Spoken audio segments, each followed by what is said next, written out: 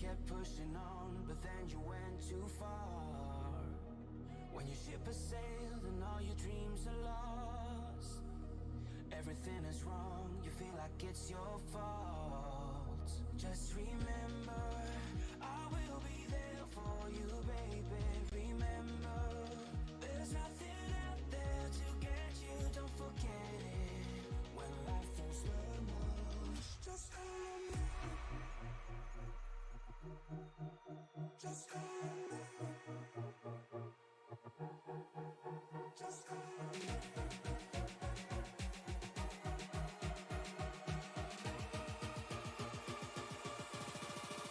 Just call me.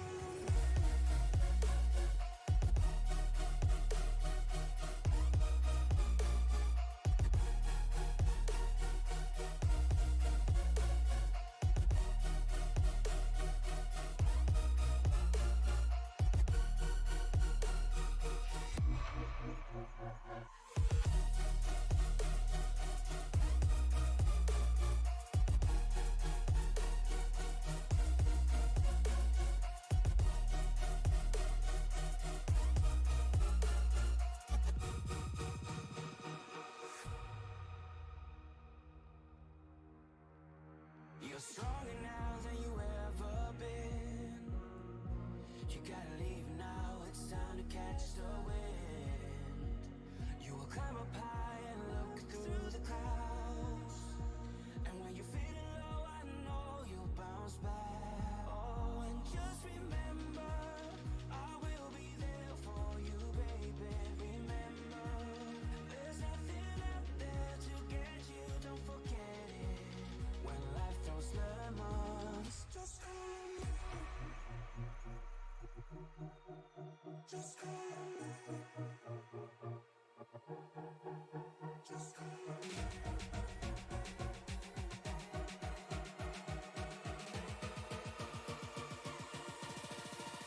Just call me.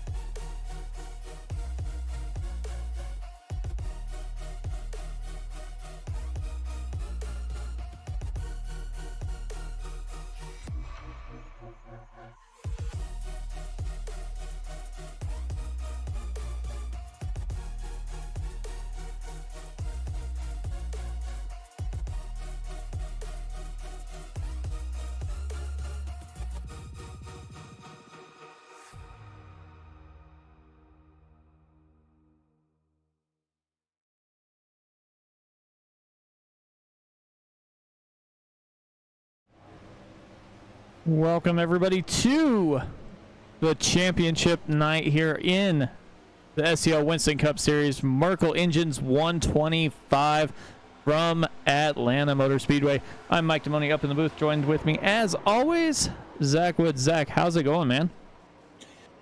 Well, it's going pretty good because we're going to be broadcasting a huge championship battle here in SCL Winston Cup Series competition. I'm so excited to be bringing the action to all of the YouTube faithful out there. Make sure you hop in the chat and get to talking with us. This is going to be the last time this season you're going to be witnessing these cup drivers make their way around the ring until after a short off-season break. They'll more than likely be hitting the ground running with SCL on their long history of competition. Super excited to bring yet again another championship battle, though, to all of our fans out there in YouTube land.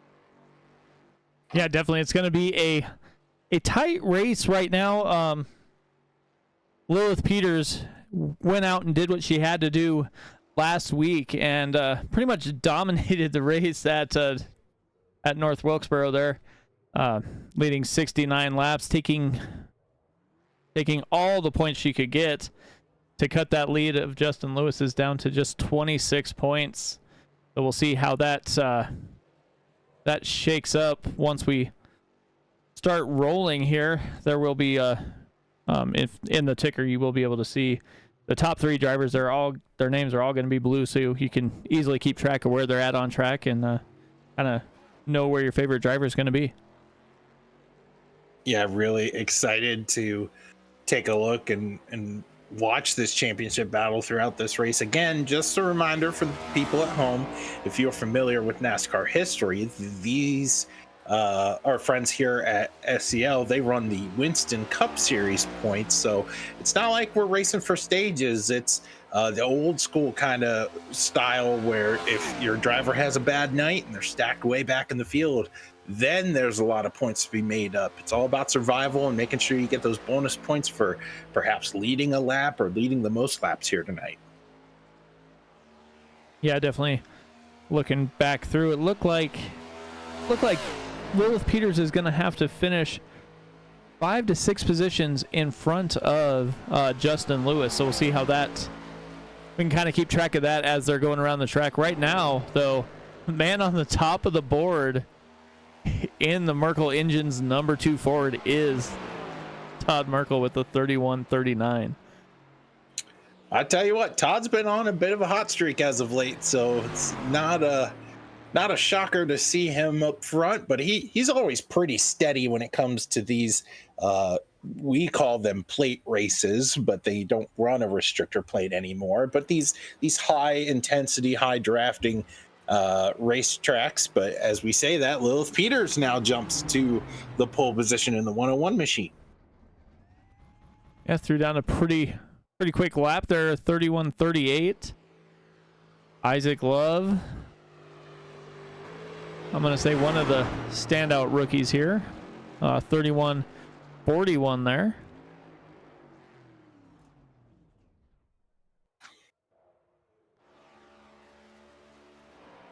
Trevor Dalton on track. It's really good to see these drivers really smooth here in qualifying trim, but here at New Atlanta, or well, I guess we can just call it Atlanta now, but here at Atlanta, you know, they're not going to be like this the whole race. They're going to be bobbing and weaving, especially as the run wears on. This track and its relationship with tires is going to force drivers to lift in the corner, to bear with some anger issues that are going to be found within the tires tonight. So really interested to see who can keep a straight wheel right now versus who can keep a straight wheel 20-25 laps into a run. Yeah, definitely. As we were kind of watching practice, SCL always does a couple trial runs here, and you could see like the first few laps are pretty good, and then you could see that bobbing and weaving kind of taking form, and it's going to be all about who can manage that and stay in the right place at the right time to take advantage of somebody else's mistake. Out here, we're taking a look here at Adam Lowe. He's looking to chalk down his opening lap. Let's see what he gets crossing the start-finish line.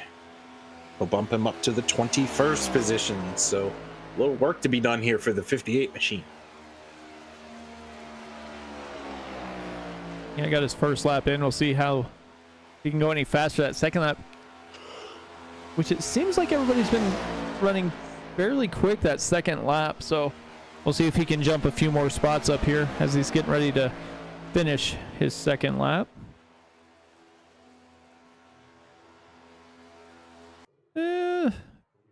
Looks like it barely caught it as he was running out of time there. He jumps up to the 17th position, so pretty good jump there. 21-17 there for Adam Lowe. Yeah, it looks like we got, let's say, I think we had about 25 drivers take part in qualifying. So we've got about 8 or 9 that didn't put down a qualifying lap. We'll see how many of them jump into the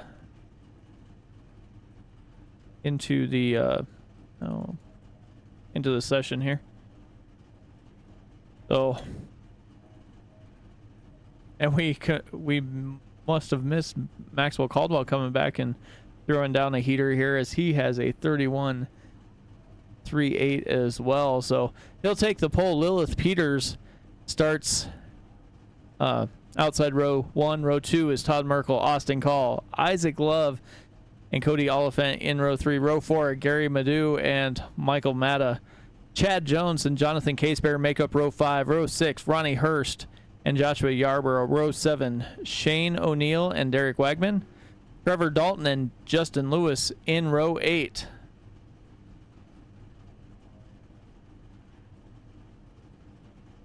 There we go.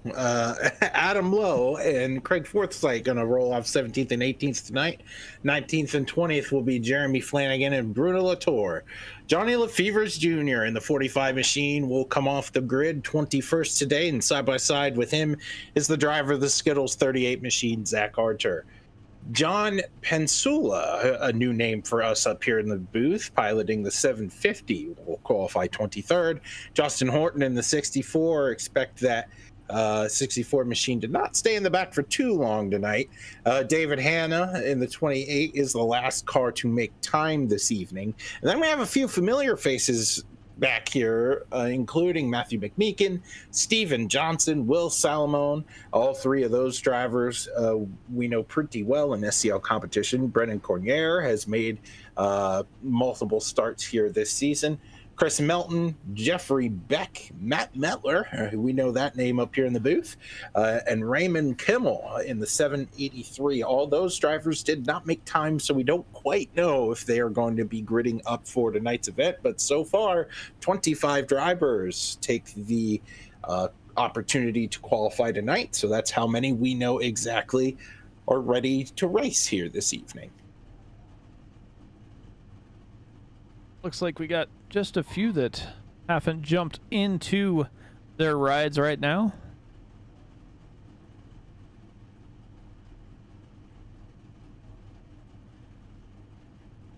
And we got Maxwell Caldwell winning the pole. He has to do everything he can in order to get as close as he can to repeating as champion. But Lilith Peters and Justin Lewis are going to be the two that we're going to have our eyes on, as they're only separated by 26 points. Yeah, it's going to be a really, really tight battle between these drivers who have seen a lot from each other all season long. Justin Lewis is going to roll off 16th tonight, so he's got some work to do in front of him. Mike, why don't we, as it is 2 to green here, bring up Justin Lewis and talk to him before we go green.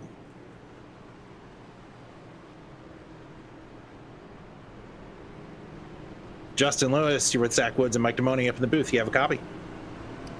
I got you, boys. You got an uphill climb in front of you starting about mid-pack here this evening. What's the game plan for tonight to walk away with this championship? Stay out of trouble and pray that if it is trouble, that at least we're with Lilith in it. I think as long as we survive long enough in this race to stay close enough to not be, 20th or worse at the end of this thing, and Lilith is back there with us, we'll be okay on Max, but there's a chance that Max is involved as well. So we'll just we're going to try to ride. I don't know where we're going to be with some of these guys going to the back, but try to keep her clean and hopefully just be good enough. Oh, Mike, do you have any questions here for Justin? No, I mean, I think he pretty much covered it. He just wants to stay clean and kind of at least finish the race, and believes he'll have that chance for the championship. Didn't quite get the run he wanted last week, so has to put in a little extra effort this week. All right, Justin, you got a bit of an uphill climb. Hate to break it to you, but the two people you're racing again they're first and second right now. So go in and put some work early. Go and get them. Yeah, we're going to try to run them down here, and the main goal is we got teammates up front, so hopefully they can keep her from leading, and we'll give her our best shot. Hope to talk to you guys at the end of this thing. All right, 13:20, right? Yes, sir. All right, you have a good one. You too. Thanks, boys.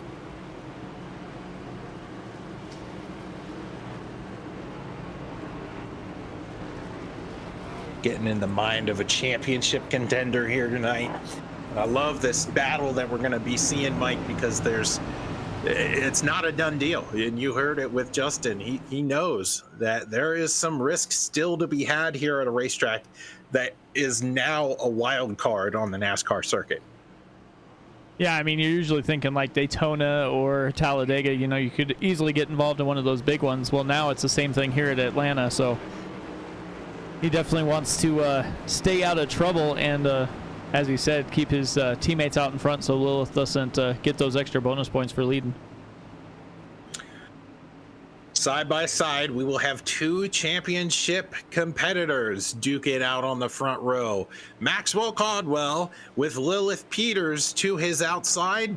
Don't forget that number 2 machine of Todd Merkel, him and the 94, they're teammates and they are communicating together on the button, and we are underway for the last race of the season here in SCL Winston Cup competition. Well, Lilith Peters got a pretty good jump as Merkel got kind of left a little bit there. Isaac Love was trying to get on his back bumper and give him a push, but they got out of shape early. But Lilith Peters is hung out to dry in that outside lane, and Maxwell Caldwell is going to take the lead here. Lilith Peters is probably a big John Mayer fan right now. Free falling through the field right now as there's no help there on the outside. Just 3 cars, but look at the bottom. They're all organized. A lot of energy down there. Yeah, you could kind of tell from the beginning that bottom lane was communicating a little bit more. You have Isaac Love, who seems like, I don't know, when I first started broadcasting, you never really talked about him too much, but as the season has went on, he seems to be riding more towards the front than you usually see here. A lot of confidence in that 62 ride. We've seen a lot of growth out of him. Take a look here, mid-pack in this front breakaway. It's that 07 machine, Justin Lewis. He's just chilling right now. Like, there's nowhere to go. You just got to be patient, manage the gap in front of you, and make sure that Bruno Latour in that 71 doesn't run you over. Yeah, definitely. Mata jumped from the outside to the inside and saw that opening and took advantage pretty quick there. Saw him do the same thing a couple weeks ago, so we'll see if he's going to be stuck in that mindset to take every position he can as quick as he can. And look at the 39 up there right next to the wall, trying to experiment here early. But Atlanta, this new configuration, it's so risky to go 3 wide here. You can definitely do it, but not advisable. Yeah, no. I mean, you can see how wide the corners are, but you definitely want to squeeze down to 2 wide once you get into there. I mean, heading through the front stretch, okay, 3 wide's all right, but you want to make that pass pretty quick. As I'm looking through the field here, let's just look at this guy.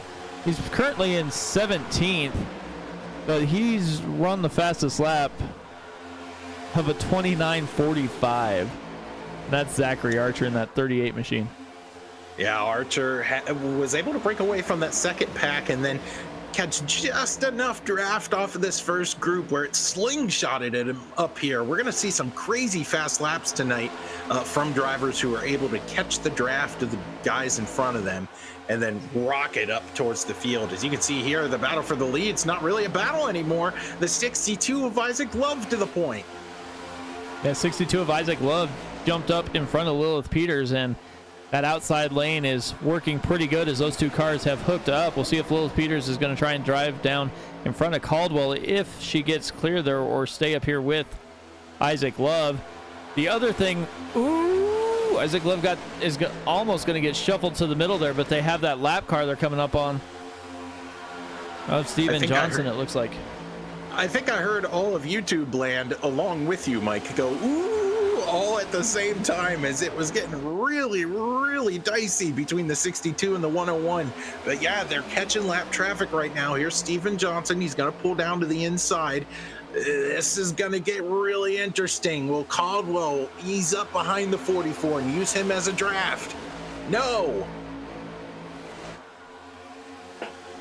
Yeah, that looked like he was gonna try to get close to him, and right when he got there, Steven Johnson just pulled down to the inside on that big backstretch and got out of the way. Yeah, I really like that move. Look at the 063 machine. Gary Madu up here.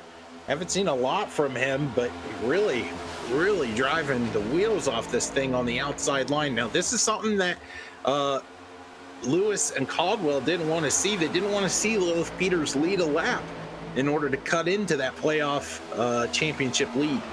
But look in that view right now. We have all three championship contenders there. Justin Lewis, fourth in that outside row, and now he is in front of Lilith Peters. Ooh, 3 wide here. It's going to get a little sketchy with Zachary Archer peeking to the outside. He thinks better of it, but Maxwell Caldwell being super aggressive doesn't want Peters in front of him. No, he wants to get as many positions between him and Peters as he can. But now Caldwell's that, stuck in the middle with Archer and looks like Wagman down there. They straighten out here. It didn't take long for that 07 to find the front, did he? He's up here in third, getting pushed by Bruno Latour. Yeah, he said he wasn't going to waste much time, and that is exactly what happened here. Was able to find his way around a few of the drivers in the back, and now he's going to be looking to lead a lap here within a couple laps, I would say. Take a look here. We got a teammate behind Lilith Peters, just a car in between right now, actually, as they are 3 wide here from 4th place. 750 and the 51 are getting into it. That's Maxwell Caldwell lifting the back bumper off of that time machine in front of him. Yeah, he was trying to get out of there. He doesn't want to be 3 wide either, but that 71 machine of Bruno Latour slides up in front. Oh, no! And goes back across the whole field. Austin Bruno Cole's Latour. in it. The 45 is in it of Johnny Lefevers. Big wreck here. Michael Matt is in it. And this, I think, starts off the front bumper of Zachary Archer. Let's go. There's nowhere for that 38 to go.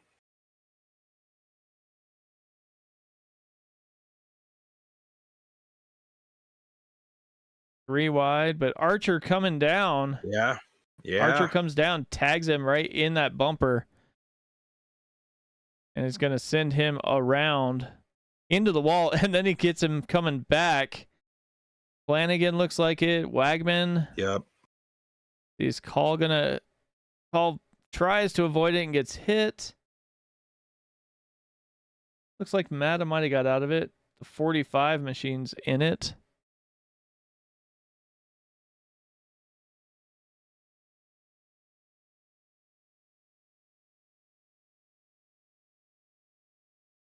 Just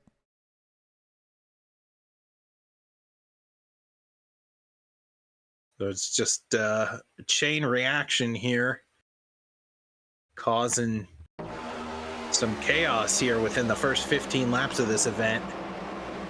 Look at the 18 coming back up the racetrack, getting into Trevor Dalton. That's what I saw. I saw smoke. I'm like, I thought everybody was clear, but oh, look at this. The 52, the 28, that's David Hanna, the 64. A number of those drivers just barrel rolled here into this. Look at this. McMeekin in the 41, he's slowing down. He gets into Hanna. Oh. So multiple drivers there. I think Steven Johnson might have eked through that without any contact, and if he did, he is going to get his lap back. I don't know that he got any contact. It looked like he was pretty well clear as he was, sawing on that wheel, going inside and outside, trying to avoid everybody. And I'm pretty surprised, actually. We're sitting on lap 15 right now as they run, and I would have thought that this would have been a good time to throw a wrench into some strategy. If you are a guy like Maxwell Caldwell, who right now is on the outside looking in terms of points, you would think you'd try to do something different early. So we saw how quickly Justin Lewis made his way from a subpar qualifying performance up to third, but right now those championship contenders are all fairly close to one another.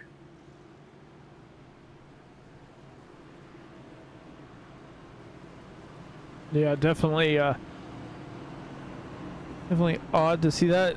I was looking through the drivers that showed up, and looks like Barrett Flo's not here, so I say it's going to be, unless something Jurassic happens, we're going to have Lilith Peters, Justin Lewis, and Maxwell Caldwell wind up being like the top three in terms of season-ending points. Good observation there. And the lights are out on the pace car, so we are going to get going here on lap 17 of this 125 lap event.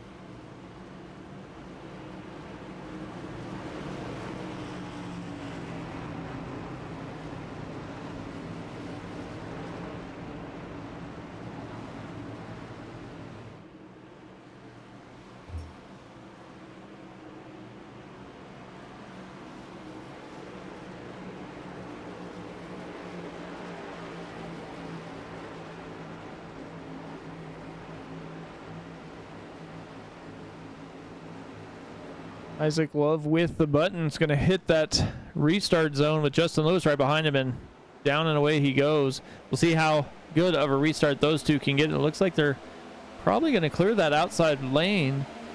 They do with ease. Yeah, they do. Justin Lewis is not messing around today. Remember, he hasn't led yet, so he probably wants some bonus points to get out here and lead a lap, but he also wants to lead the most laps of tonight's event as well. So let's see how this all pans out, as this restart here is much more stringed out than the first time around. Yeah, they definitely are. See, everybody's pretty well 2x2 through this backpack, but after that it kind of goes single file, inside or outside, whichever poison you'd like there. But like Maxwell Caldwell went in outside inside there and gonna get a run.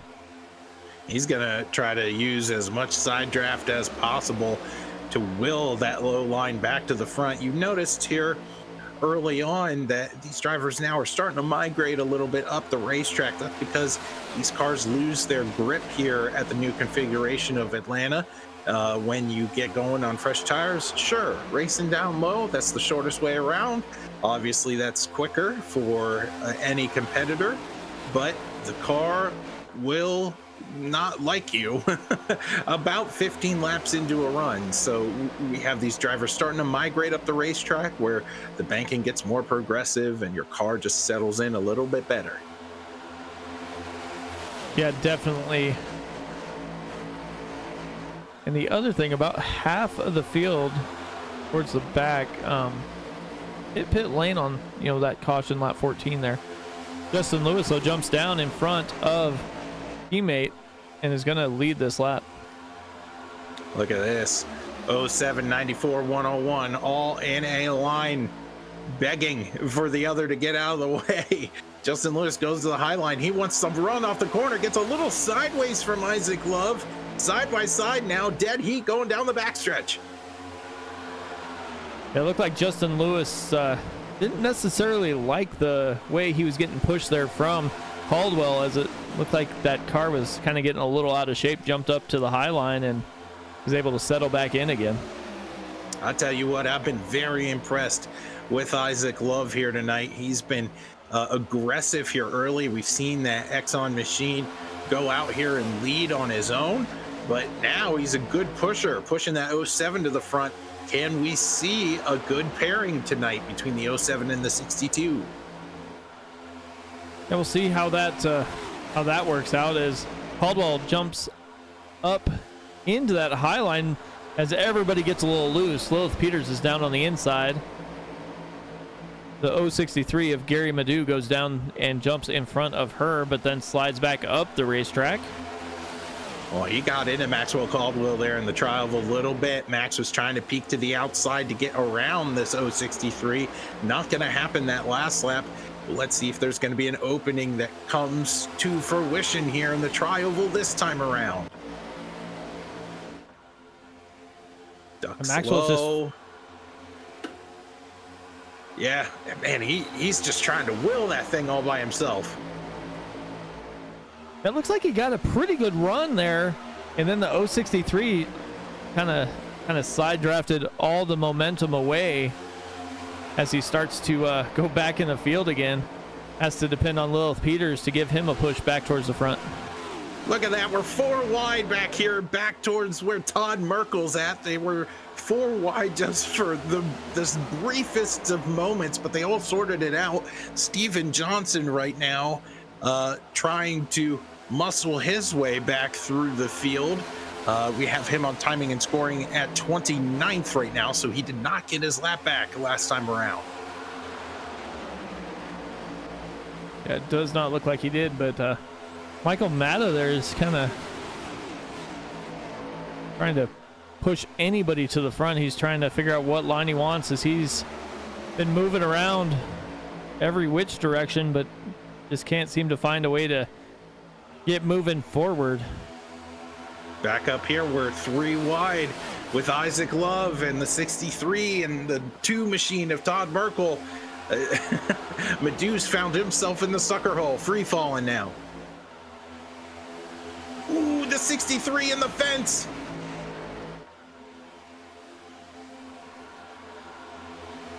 That's Craig Forsythe, or 53, excuse me. Good job, Mike. Yeah, pan over to what I mean, not what I say. Good job. I thought that's what you meant, so. But yeah, they got that inside line going, and now Lilith Peters is all over the rear bumper there. Maxwell Caldwell just trying to basically get a run or push him out of the way. And Caldwell is playing some pretty good defense early in this run. Yeah, remember, these two are in desperate need for as many extra points as you can. So those two are the ones that need to be battling to lead the most laps tonight. And right now, Maxwell Caldwell has shown enough muscle to get out in front, but the other 2 championship contenders are right behind him. Yeah, these 3 drivers are battling out. I didn't expect to really see this early in the run, but they are definitely putting in work here. I think they figured it's super speedway racing, so they want to be up front, and if they're going to wreck, they're going to wreck everybody. I guess so. This front pack, there's a lot of blocking. There's a lot of moving and shaking. Look at Caldwell going up high. He's going to take the run that Justin Lewis is going to give him down the backstretch. And I would have thought he would have went low there, but he's going to stay high here in 3 and 4 and bring Lewis along.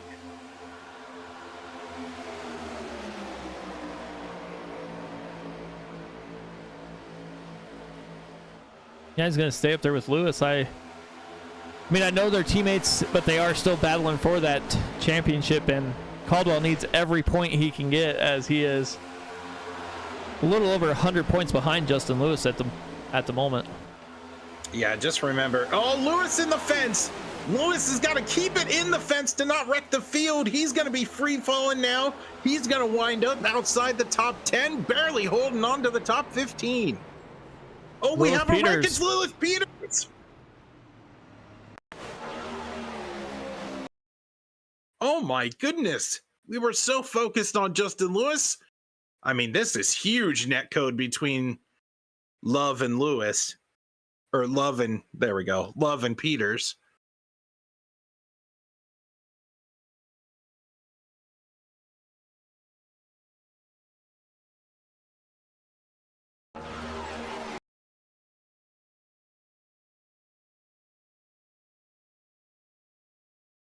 Get a better view here.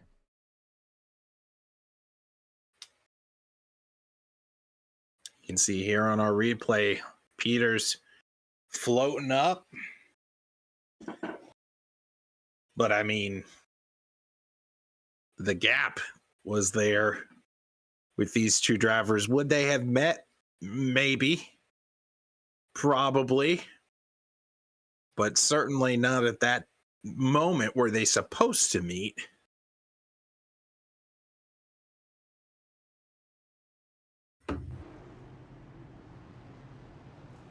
Yeah, that's. See if we can find Justin Lewis here.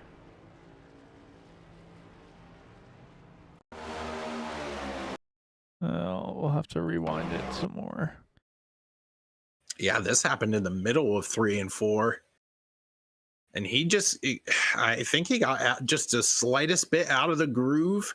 There's a bit of a cushion here at New Atlanta. You can take a look now and see he just gets a quarter of a lane too high, and the wall sort of sucks him in.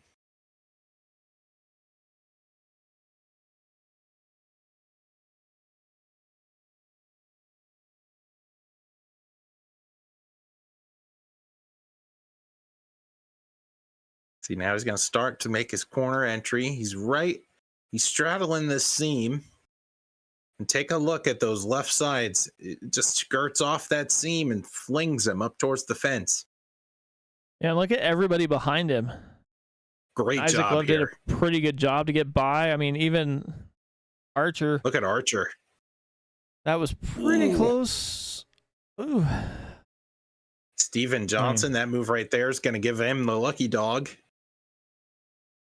Yeah, everybody able to avoid Justin Lewis there, but that is definitely not what you wanted to see if you were Lilith Peters or Justin Lewis.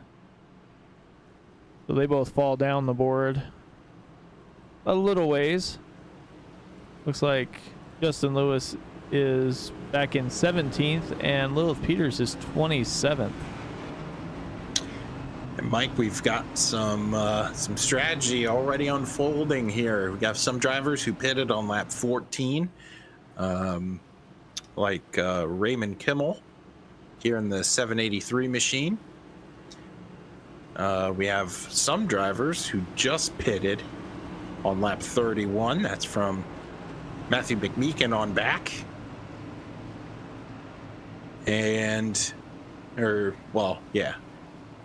Zachary Archer back here in this row. A lot of these drivers just pitted. And then you have some drivers who are up front, like Maxwell Caldwell, who haven't pitted at all.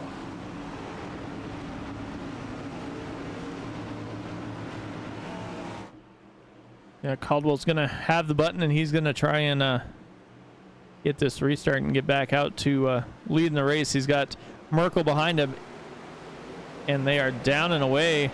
It's a pretty good run there. Todd Merkel gives him quite the push. It looks like both those drivers are going to clear that outside lane pretty easily once again. Yeah, teammates here. You have the team owner in Merkel pushing Caldwell to a pretty big lead. I didn't think two-car tandeming was a thing, but take a look out here through your top six. It does look like old school Dega racing out here. Yeah, 2x2x2. That outside lane just can't quite keep up, and now there are 5 in this initial breakaway here. Mike, you talked about earlier how Michael Matta was seemingly pushing anybody he possibly could find as hard as he possibly could through the midfield to get to the front. Now he's found himself in third.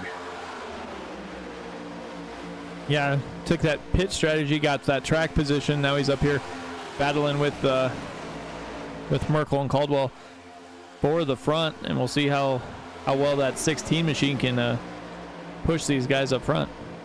A number of these drivers are taking different strategies. We saw Johnny Lefevre's wrecked earlier in that 45 machine. Look at the guy to his outside, Cody Oliphant there in the 70 machine. He's trying to muscle his way up to the front. Now the first car on the outside lane.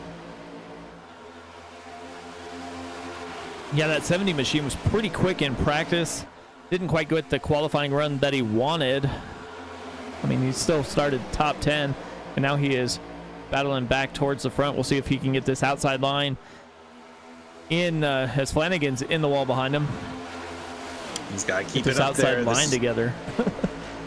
Oh, yeah, they have to keep it together, but when you hit the wall like that, I think it's very admirable if you're a driver to just sort of sacrifice yourself and wind up in the fence for a long period of time. You don't want to re-enter in the middle of the corner where all these drivers are now faster than you. Yeah, one driver that is definitely glad of that was Justin Lewis, as he was coming up right behind Flanagan when he was in the wall. Absolutely. And this isn't the first time Lewis has found himself mid-pack, so he's definitely tried and true of this method all the way now on lap 38, coming to get 39. He's done this twice now, so not a stranger to some of this chaotic racing. Back up front, it's Maxwell Caldwell getting pushed by Todd Merkel. These two have really done a great job by keeping that low line humming. Yeah, they definitely have, and Matt is stuck with them. Johnny Lefever's jumped up in front of Cody Oliphant and is now leading that outside lane, but they're not really making up any ground. They're kind of stuck right to the outside of Yarborough there, fourth on the inside. Something that we need to talk about in terms of who can push is making that distinction between manufacturers. We just saw two Chevrolets on the outside try to make it work between the 45 and 70. It didn't work out, partially because the Chevrolets have that pointed nose. And look at there, flying towards the inside fence. That's John Pensula, I believe, in the 758. Free falling now outside the top 25, but we stay green as he shot towards the inside wall in the backstretch.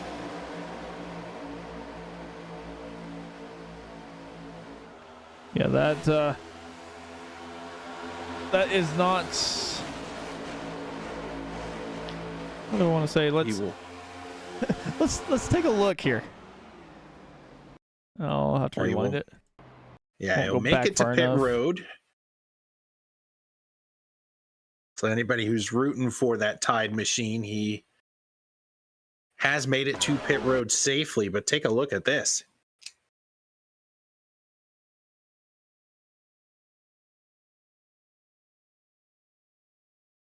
Ronnie Hurst is outside.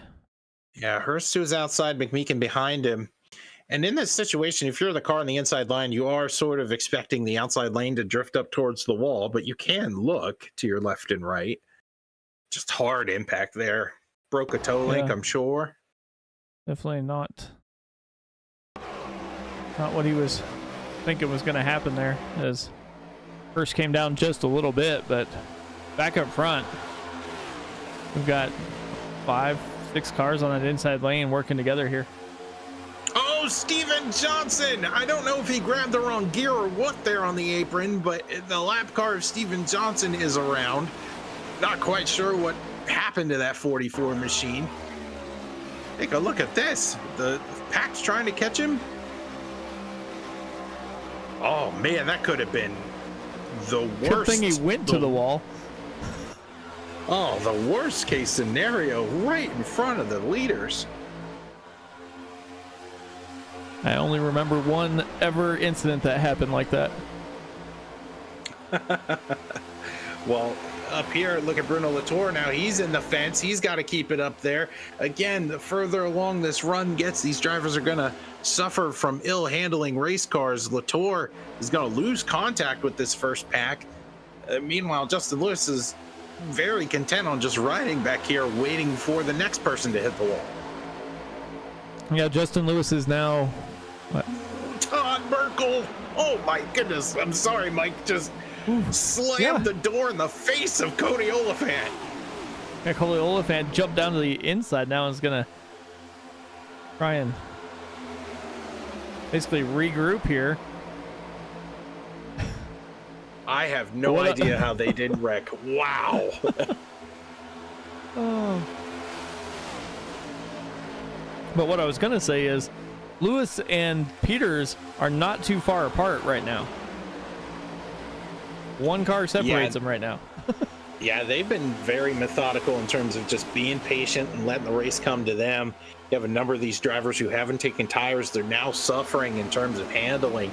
And they're getting into the outside fence, and that's where the 07 and the 101 are making their time.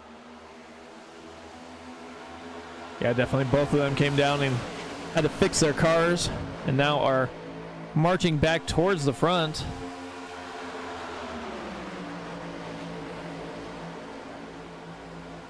Like shuffle about mid-pack.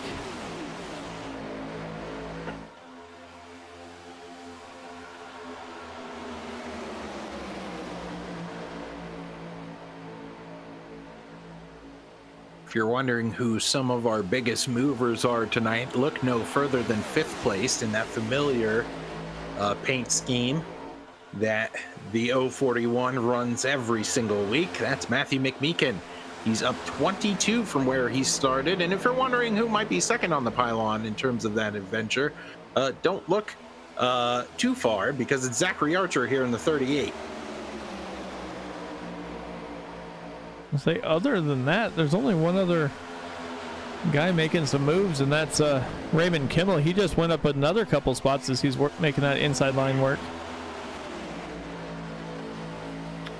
Yeah, the outside line, you can just see, one, it has more cars in it, but two, they are fairly more organized here in the corners. They're a little bit closer together, and that's why the energy on the high line just seems to be working.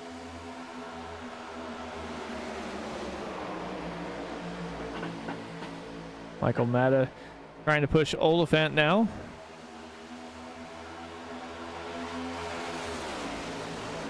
I think they're about side by side for second, but like looks like Matta's just getting a little loose there, trying to shove the 70 with everything he's got in that car, and Merkel and Caldwell jump down to block the run. Yeah, the reason why the run is stalling out is because of the third driver in line. That's Joshua Yarborough there in the 77. He's been playing it safe. I've been watching him, especially through the corners. He is at least a car length behind of Matta into the corners. That's really hurting the bottom lane, but if the 94 and 2 machines stay down low, then I think the bottom lane will be just fine. Oh, Todd Merkel sideways. Oh, and there goes Cody Oliphant. Oliphant. Lilith Is that Peters it? involved. I know there's people are going to be crumpled up, but Lilith Peters still sliding. Ooh, front lock up there. Look at that on the 101, the right front. And that will be a fast repair gone for Lilith Peters.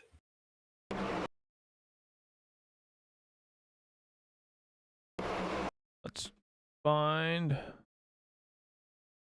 16 machine.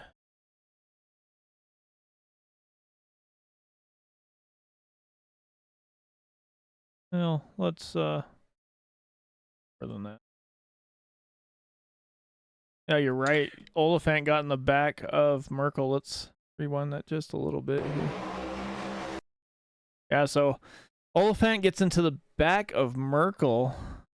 Then he tries to slow down. Matta can't slow down, and everybody gets piled up there. The Fevers is also in it. Taking out some heavy hitters here.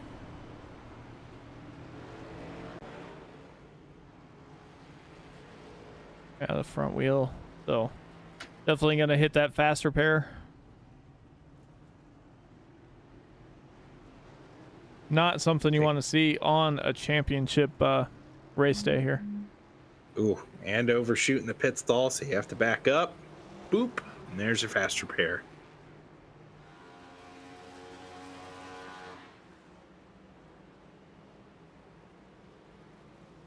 Let's take a look. Just seeing anybody that we might want to bring up.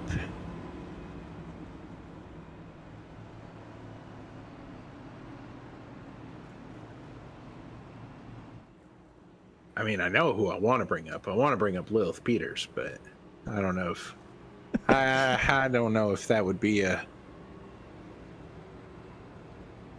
Not that Lilith isn't nice. It's just I know I wouldn't be nice under that circumstance.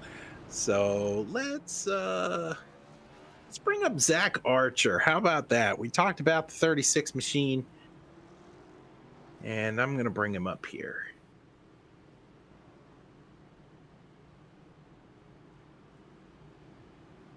Zach, it's Zach and Mike up in the booth. You have a copy? Yep, got you loud and clear.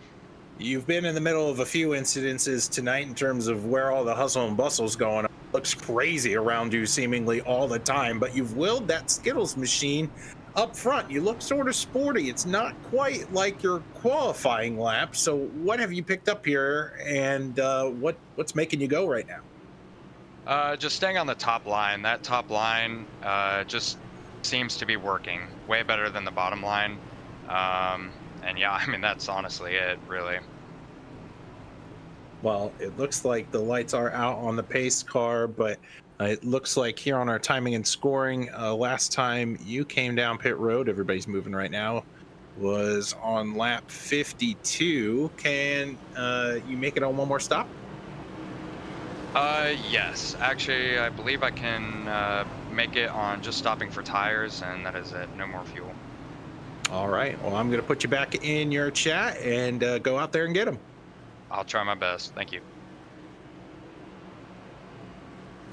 Bringing him up here because he's been such a big mover in tonight's event. Up front, we have Austin Call and Justin Lewis side by side. They're going to lead the field away. Yeah, Austin Call, Justin Lewis getting the front row there, but not really sure who's going to push him, as we've got two guys that they really haven't worked much with, and Shane O'Neill and Chad Jones. Maxwell Caldwell jumps from the outside to the inside, gets behind Lewis, and now the veterans are up front. Yeah, really. And these three, they all are in a channel talking to one another. But I want you to take a look at the 18 machine. Look at the splitter on the front end of that car. Oh, man, all these people are slicing and dicing here on this restart. But the front end on the 18 is bent upwards. It's not flat to this racing surface. It's got a big dent in it. Looks like he ran square into a pole, at least on my screen, Mike. You can correct me if I'm wrong, but that's what it looks like on mine. Okay, well then good. So I would hesitate to put the 18 out front in terms of being the first car in line. It's not going to cut through the air very well.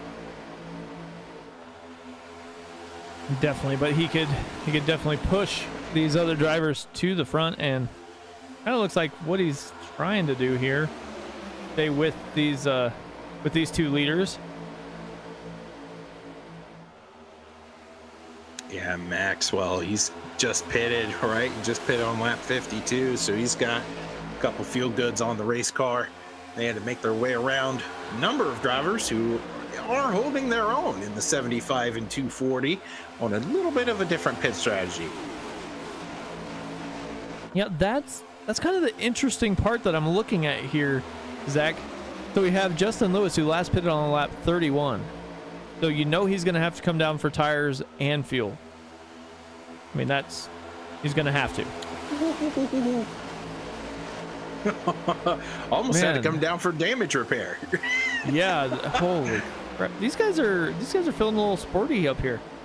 It's 75 and 240 battling up front. Haven't had those guys out front that I know of. Chad Jones and Shane O'Neill kind of working together behind Caldwell and Lewis, but what I was going to say is Lilith Peters, came down on 52. So, I mean, yes, she had to use her fast repair, but that means that he probably is going to be fine as far as fuel goes. So just might have to make a stop for tires, and that might be the difference between her and Justin Lewis. Yeah, and remember, depending on the league is where these drivers have to go down pit road, right? There are some leagues who institute what is the new pit road policy at New Atlanta, which is halfway down the backstretch. You have to pull over to go down pit road, and then others, the pit road entry is right off of turn 4, and it is a doozy. So going to be interesting to see if we do have green flag pit stops, where that mark is for SCL. Yeah, definitely. As we saw Will Salamone get loose on the backstretch and have to go down below the line, gather it in, and luckily it looks like he's going to be able to stay with Isaac Love there and stay with this lead pack. Yeah, I don't think that's a bad place to be. As you talked about, this pack here is really sporty. I think Lilith Peters agrees with you, Mike. That 101 machine is just very content on backing up and hanging out. Yeah, definitely sitting 25th right now. About a couple seconds back, so probably isn't going to catch that draft. So she's gonna be hoping that something happens in that pack to allow her to maybe catch up and use her pit strategy to get back towards the front.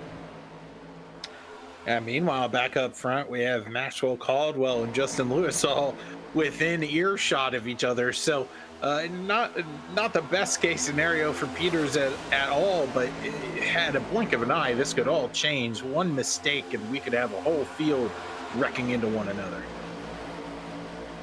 Yeah, especially with the way these guys have been pushing up front, and it looks like the 240 of Shane O'Neill gets into that outside wall, holds it up there all through the corner and comes down on the straightaway, but Michael Matta up front now. And I Caution's think, out. Yes, caution is out, and this might have to do with that accordion effect we just saw on the high line. It sorted itself out within the first few drivers, but if I'm a betting man, I think that something might have happened at the end of this pack. Yeah, look at that. Jeremy Flanagan just destroyed. Oh my goodness. Adam Lowe, Bruno Latour's in it. 39, look at Hurst also involved. And this is all a part of that high line checkup that we just saw, Mike. It's going to trickle all the way back through this field. See here. So you see Shane O'Neill up there coming off of the corner. 38 checks up. 063, 041. Oh, the 40, it's Lefevers. The 45 just sends Adam Lowe right into Hurst and Flanagan there, and there is a stack up back here. And like I was saying, Lilith Peters, a couple seconds back, looks like she's probably going to make it through there without any trouble. Well, look at Jeremy Flanagan's ride. Wow, that car is destroyed.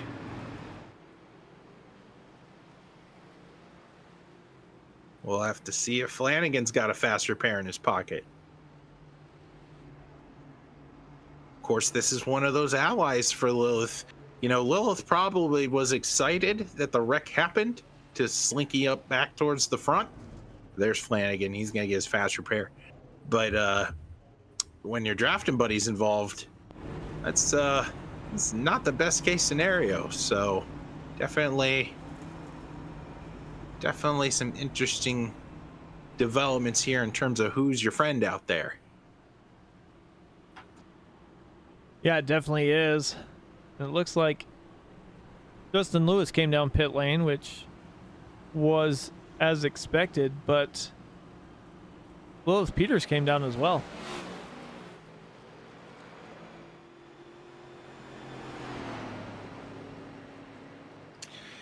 Yeah, I don't hate this move either because Peters was already in the back. You're just hedging your bets now in terms of a better handling race car. I like this move.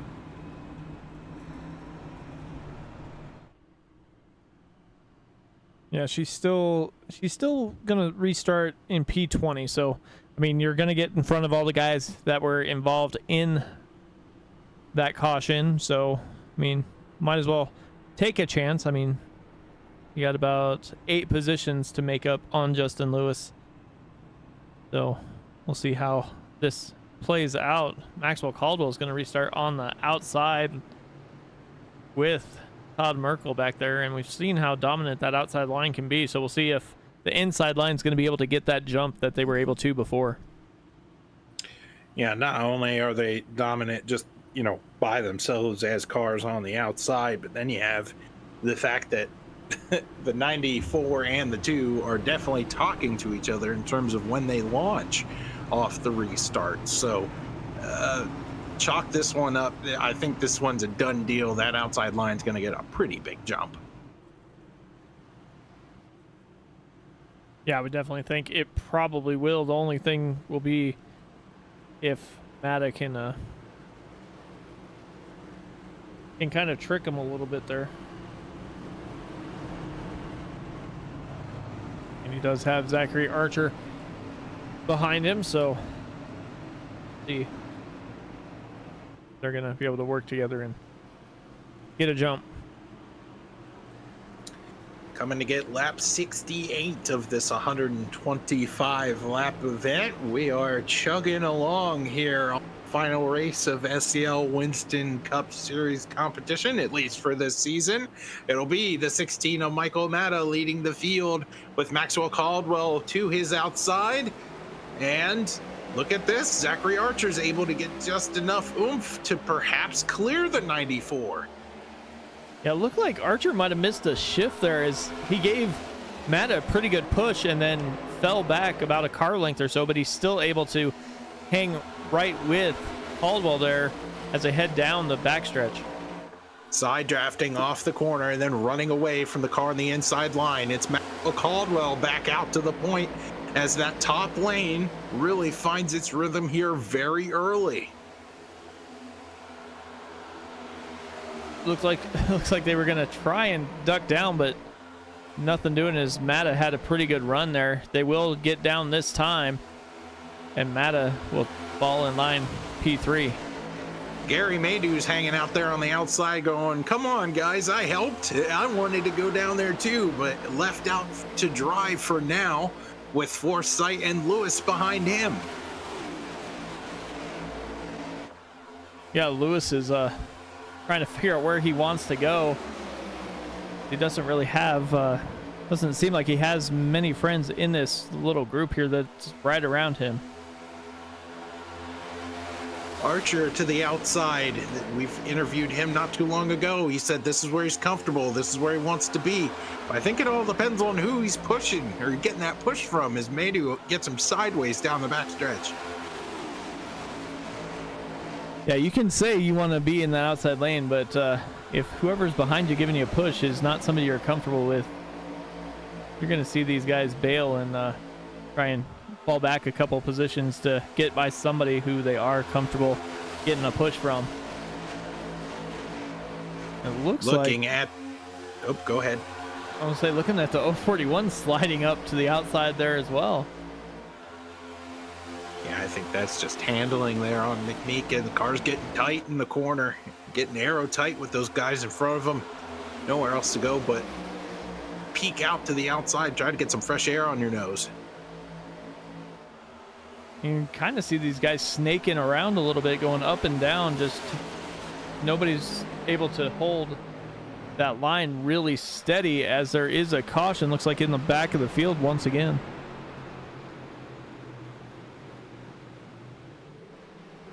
Caution here on lap 72. Let's take a look and see what happened. Ooh, Cody Oliphant getting into Jeremy Flanagan.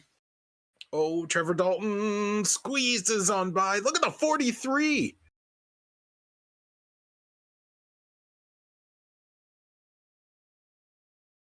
Oh, Flanagan hard into the fence. Let's see.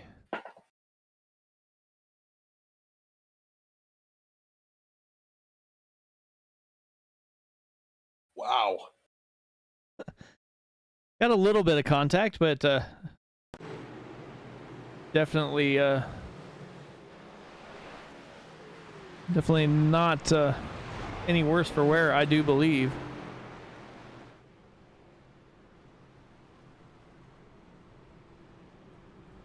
Lilith Peters is still hanging back here in 24th position right now. Yeah, remember, no faster pair left for the 101, so kind of stuck with what you got in terms of just being patient as she almost gets taken out by her teammate on pit road. Yeah, Flanagan, I think he's probably going to be done.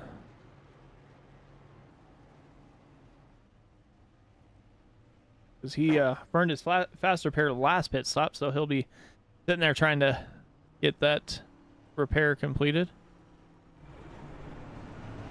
Well, Mike, how about we bring up Todd Merkel to the booth, owner of the race team that features Maxwell Caldwell and Justin Lewis. Todd, it's Zach and Mike up in the booth. How are you guys doing?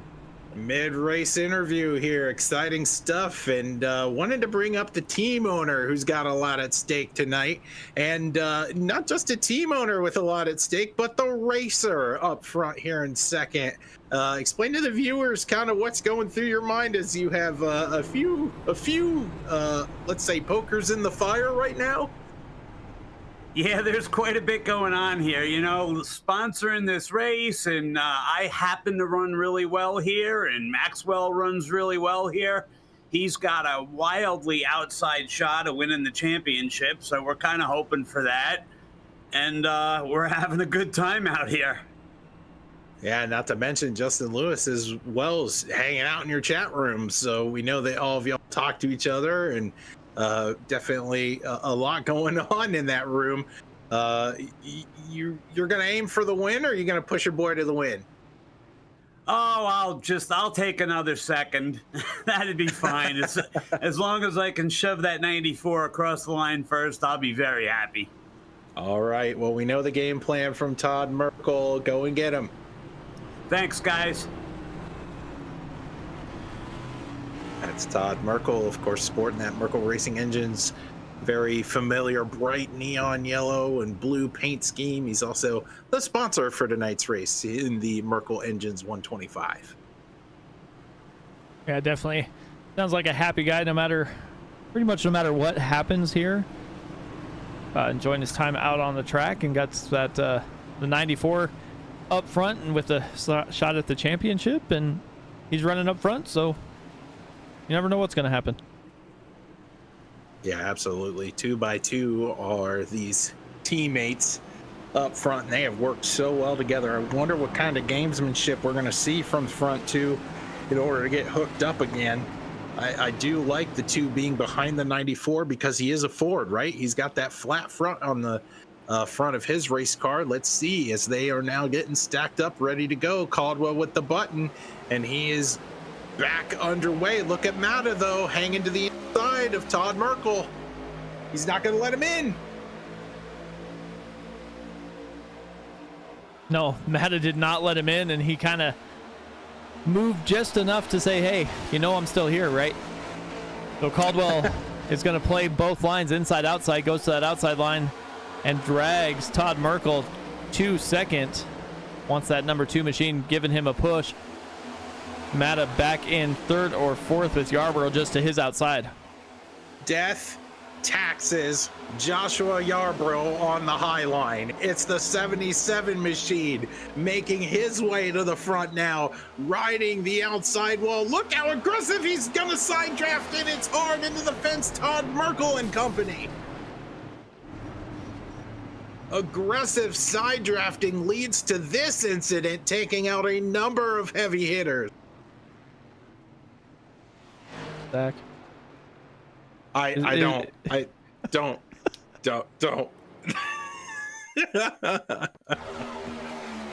Oh, heartbreak for Todd Merkel right here. You saw Yarborough just trying to get everything he can right here on the side draft. Yeah, Merkel was clear down on the red line there, and oh, the 063 was in it. He's having such a great run too. like the 53 gets by, the 07 by.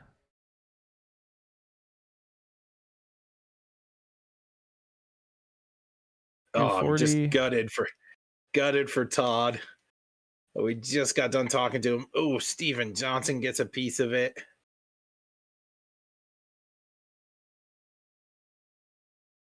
Oh, commentator's curse.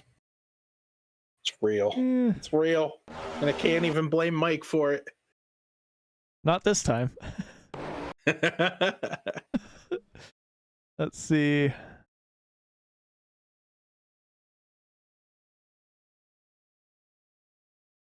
Take a look here from Michael Matta's point of view.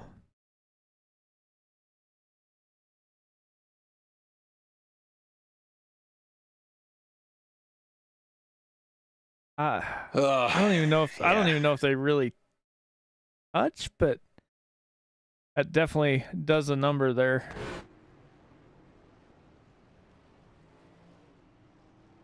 And it doesn't look like looks like he might have already had his fast repair. Well, Mike, we're brought to this conversation where Todd was stopped in the inside lane and he towed back to pit road. So we see the car on pit road right now. Yeah. And he could be in the process of towing, or he did not click his fast repair on when he towed, which means he is going to be stuck there for a while.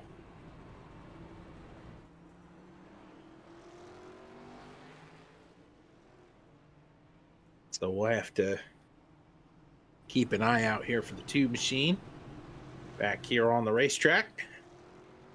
Got some mind games going on between competitors. Yeah, I've noticed they've done it the last several cautions. They get off of the racing surface and down on the apron, coming through 3 and 4.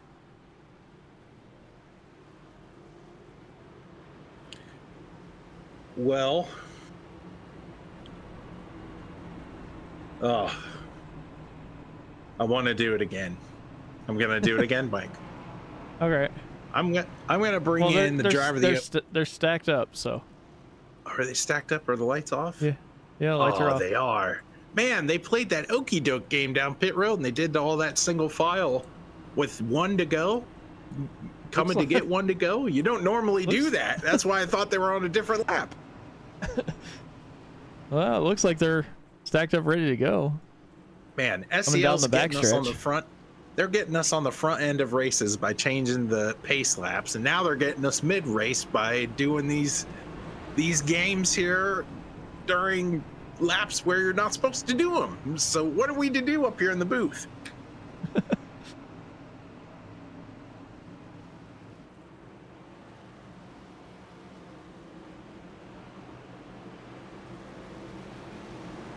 Well, Justin Lewis in that 07 machine is in P9 right now. Lilith Peters hanging out in 20th. Caldwell leading the field to green once again. This time without his buddy Todd up there with him. Down and away has Zachary Archer giving him a push. Michael Matta in the high lane. But Caldwell and Archer are out to over a car length already. Yeah, great job here by those two drivers who are now looking to pull away from the field. Obviously, that's not going to happen, as this monster of a pack is going to hurry up and go and grab them by the time they're out of 4. But look at this, 3 wide. Maybe they won't. McMeekin's going to squeak on in. Yes. We'll say McMeekin, Case Beer, they were all around there, and Cody Oliphant.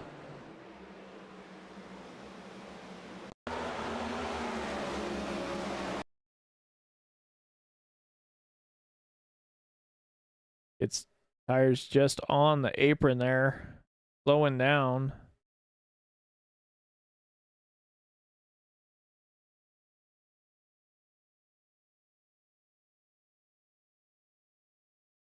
Maybe trying to serve a penalty, perhaps. I mean, the 70 machine was very slow, and then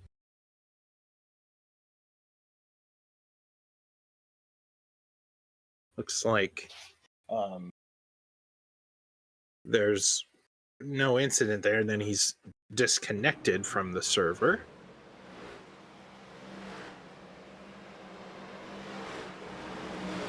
Yeah, that's...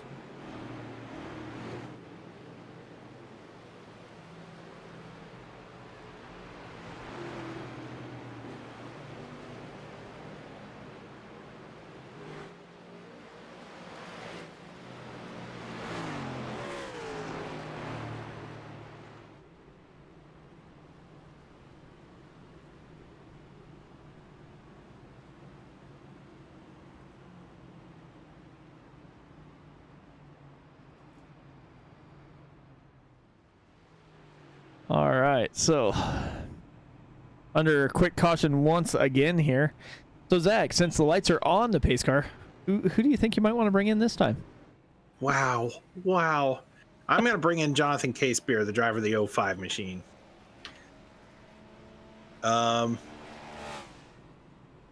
Jonathan, you're going to get your interview. It's Zach and Mike up in the booth. How's it going, guys?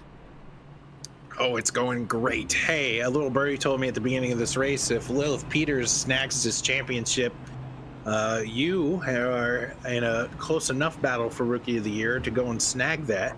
But you yourself are having a pretty good race tonight. Keep staying out of trouble, hanging out inside top 10. Talk to the viewers out there about what the driver of the 05 has seen. Yeah, to start the race, I just kept it at the back, trying to stay out of trouble. And then after one caution, I found myself like top 10, so I've just decided to kind of hold it up here. Seems like most of the incidents have came from mid and backpack, so besides the one with the 2 and the 77, I feel pretty good up here that I shouldn't get involved in anything unless I do something that's a little too aggressive. I'm trying to hold it straight and just not cause anything, and hopefully I'll be there at the end. Mike, you have anything here for Jonathan? No, it's nice to see that 05 machine making some strides and getting up towards the front. What's your plans for the rest of the race? Just kind of hang out and keep it clean? Yeah, just hold a straight wheel and just try to be in the top 5 near the end laps, and then I'll start actually making moves. I'm just holding it straight right now. Definitely. Well, maybe we'll talk to you after the race. I definitely hope so. Thank you, guys. All right, that was Jonathan Casebeer. Now you know, in case if you were wondering about that Rookie of the Year competition between him and Lilith Peters, he's probably rooting for that 101 to be a little bit more aggressive, though.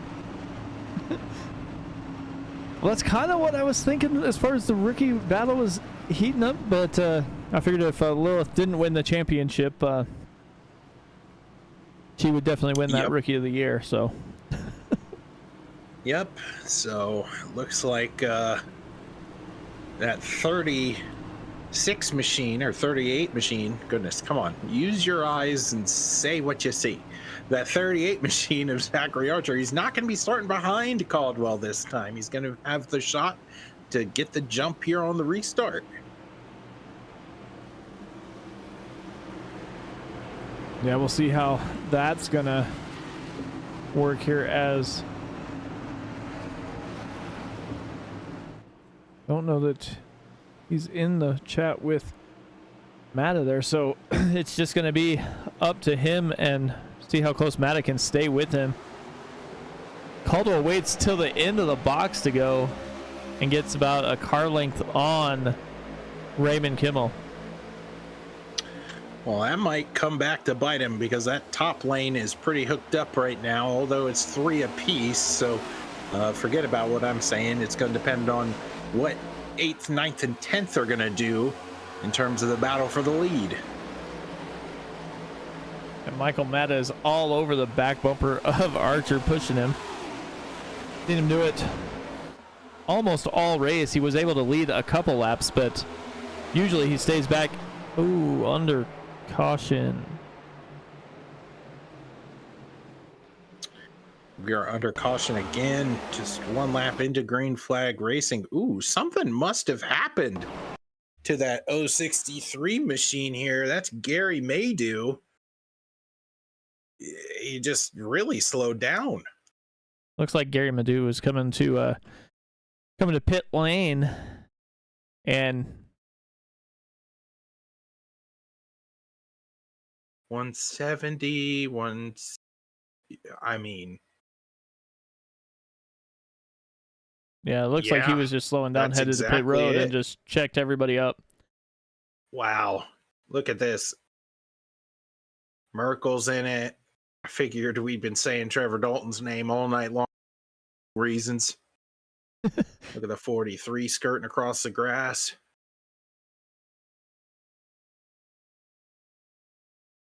Wow.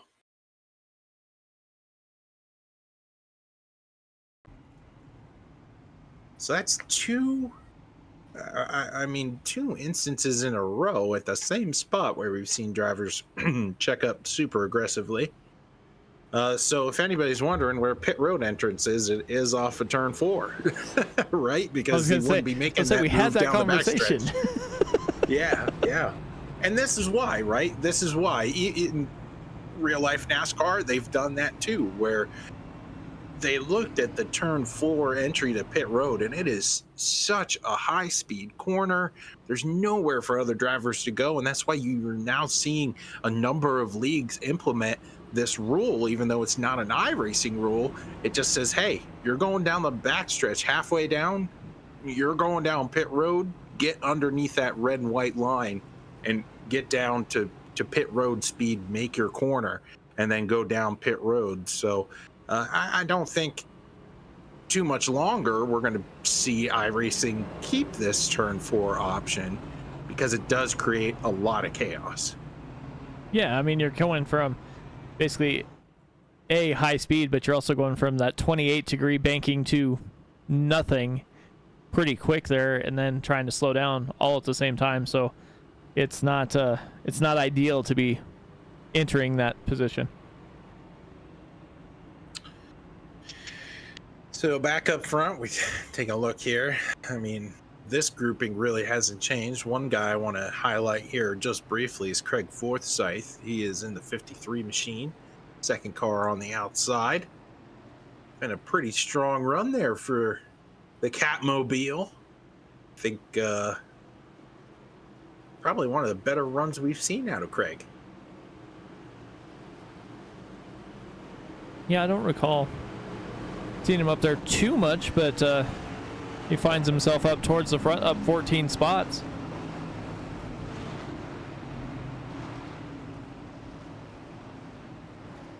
Case Beer back here. Lots of good stories here in the top 10.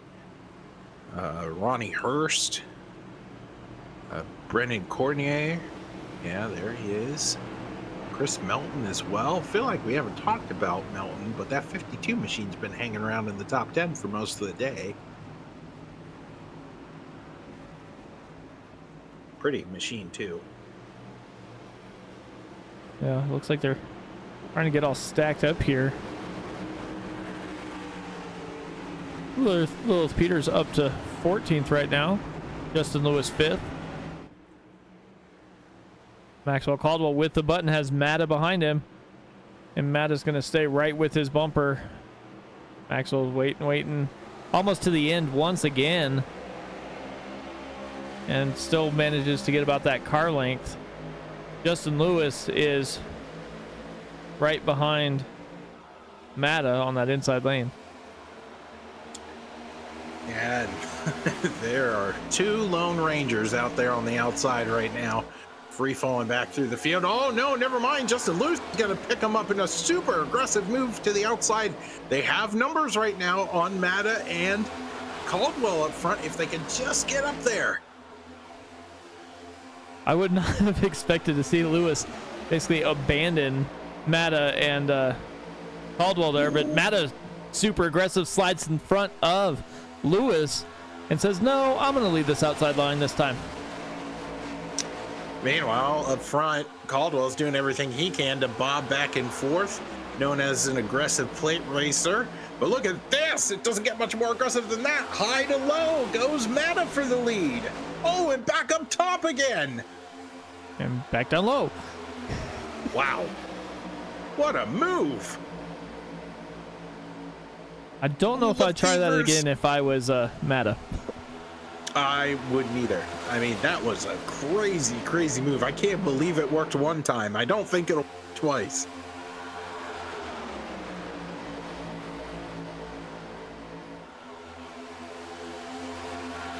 Now Matta back behind Caldwell. Justin Lewis trying to side draft to get back up towards Matta and Caldwell. Battle is for third with Lefevers to the inside of Lewis, but Lewis gonna take a lot of this momentum on the outside lane. Take it all the way down the backstretch. We'll see if he pulls away, but look at this. I can't believe they're swerving. It looks like it looks like a race at Indianapolis. Yeah, I don't know what's going on here with Matta. He is all over that back bumper, as you can see with his onboard here. Slides up to the high line. Gonna pull it down tight right to the red line and try and make the pass for the lead.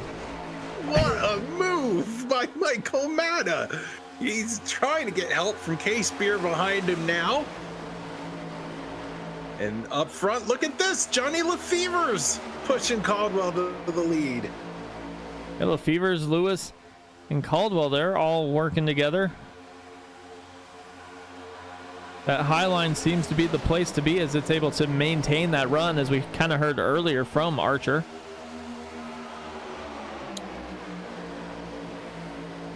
Oh no, I thought that was it. Caldwell, or no, Peters is gonna get hit into the outside fence. Huge championship implications as the 101 is destroyed. The 44's in it. This started with Ronnie Hurst, I believe, in the 88 machine. I know he was one of the first drivers involved. I saw the 05 early on get into it. Yes. So take a look here. This might have happened 2 rows in front of the 88 machine. I know K-Spear's got a good picture of what's going on. Let's jump. Yeah, this view will give us everything we need right here. It started on the bottom line. And it originally started with, I thought Matta was toast when he was getting contact with the 05, and then that kind of stacked up this bottom lane for a brief moment. Take a look. This is the contact between the 16 and the 05, and I can't believe Matta saved this. But then it bottles up these drivers behind them. And see Ronnie Hurst just get tagged. Yeah. And right into the left rear quarter of Peters. So close to getting out of that one. Look at Austin Cole's going to get a great view of everything. K-Spear's involved too. The worst that Cole got out of it is that he doinked the hood of the 05 machine that was flying through the field.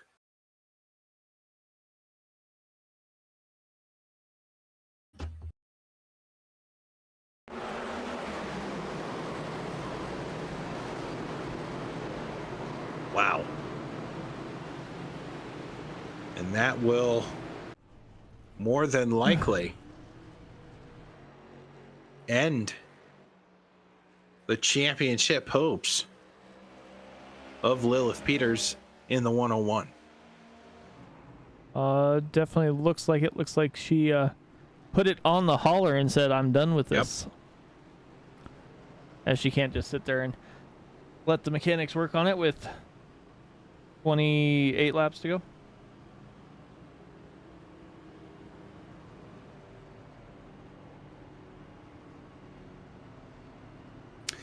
So, for all intents and purposes, Justin Lewis was able to execute his plan, right? He wanted to finish above 20th, and if he finished in the back, he'd hope that the 101 was also involved. But patience has paid off for Justin. It's brought him up into the fold now. I think we're going to see that 07 really contend for this win. Yeah, I mean, just what I'm looking at here, even if Justin Lewis gets completely wrecked out, I don't know that Maxwell Caldwell is going to be able to take that championship away from him with the number of cars we have left on track. Yeah, and Caldwell is doing everything he can, right? He's trying to go out there, lead the most laps and win the race. But you mentioned it perfectly with the Winston Cup Series points. Looks like the limited field is going to eventually be what Justin Lewis needs to win this championship. We got Caldwell and Lefevers But we've got Caldwell and Lewis on the inside lane, so teammates hooked up, and we'll see how quick Caldwell elects to go. About halfway through the restart zone, and he's down and away. But they don't clear Lefevre's. Zachary Archer bails. He's going to go to the inside line. Lefevre's outside to dry, but that 45 side drafting really aggressively on the outside. They're going to get through turn 2 okay. Yeah, that 45 picked up the 16. Now Caldwell goes up to try and block a little late, pulls back down, but now the 45-16 are going to get the run coming off the corner, and the 45 is going to lead this lap. But Johnny Lefevre's Jr. to the front in 45 machine. It looks like he's going to be able to gain some control here with some heavyweights behind him. Yeah, Michael Matta side drafting a little bit, trying to stay with Lefevre's. Gets down in front of Caldwell. Lewis in the wall. Oh, this is going to collect 8-9 cars in this incident. Justin Lewis's car is destroyed.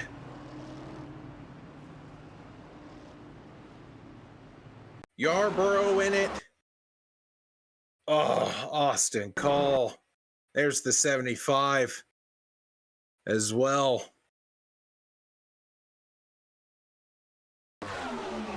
Let's see if we can take a look here.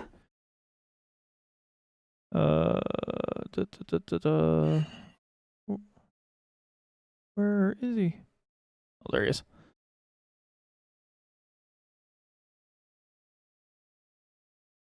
We'll kind of see how this one started. A lot of super aggressive driving up front. We're on board right now with Michael Matta. See, maybe we should go back a car. Yeah.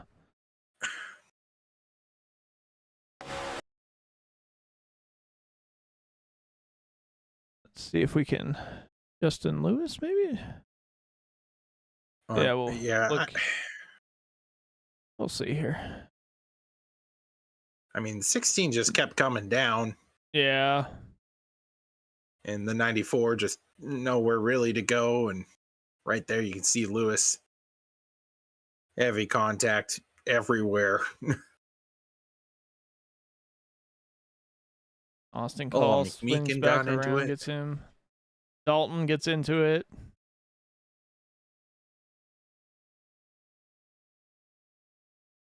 Hannah and Johnson with some contact. Look at Todd Merkel just squeaking on through.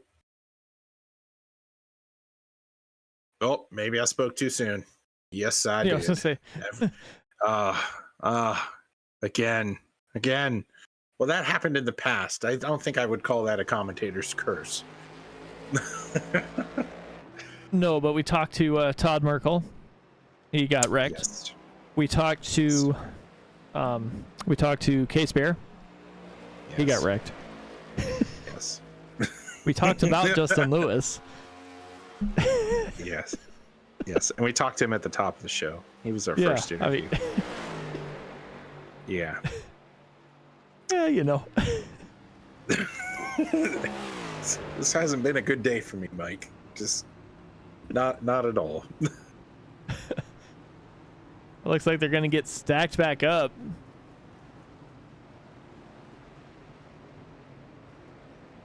We'll have to probably do some calculating here. But Justin Lewis is in 17th position, so. Yeah, and it looks like he was able to take a fast repair in the 07, so able to stay on the lead lap.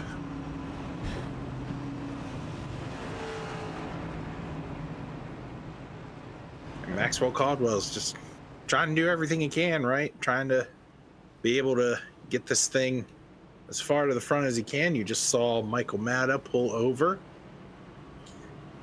He's going to get an EOL. So is Justin Horton in the 64.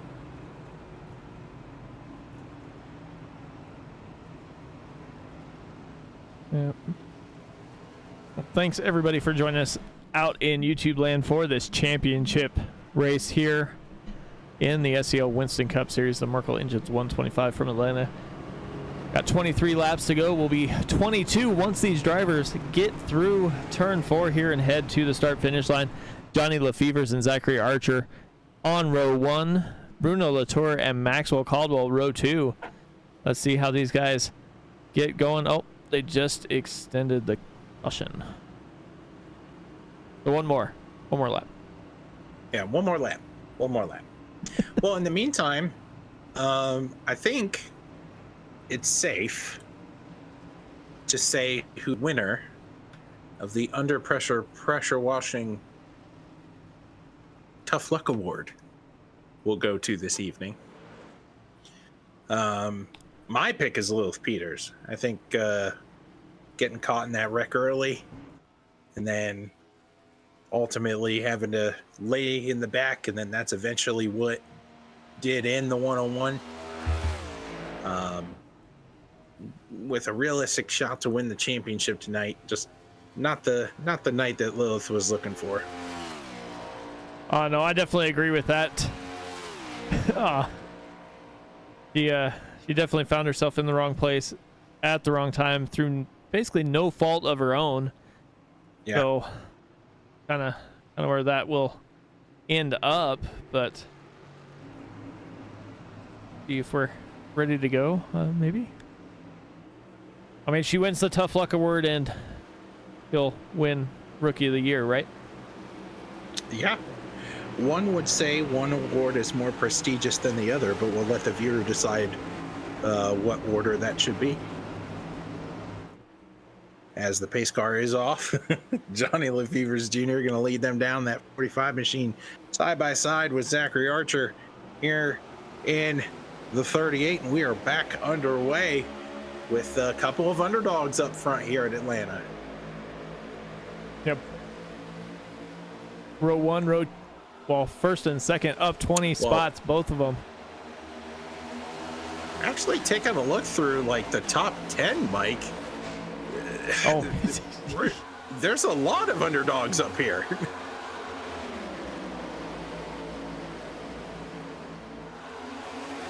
yeah, I was gonna say, looking through, the only one that's not is Caldwell.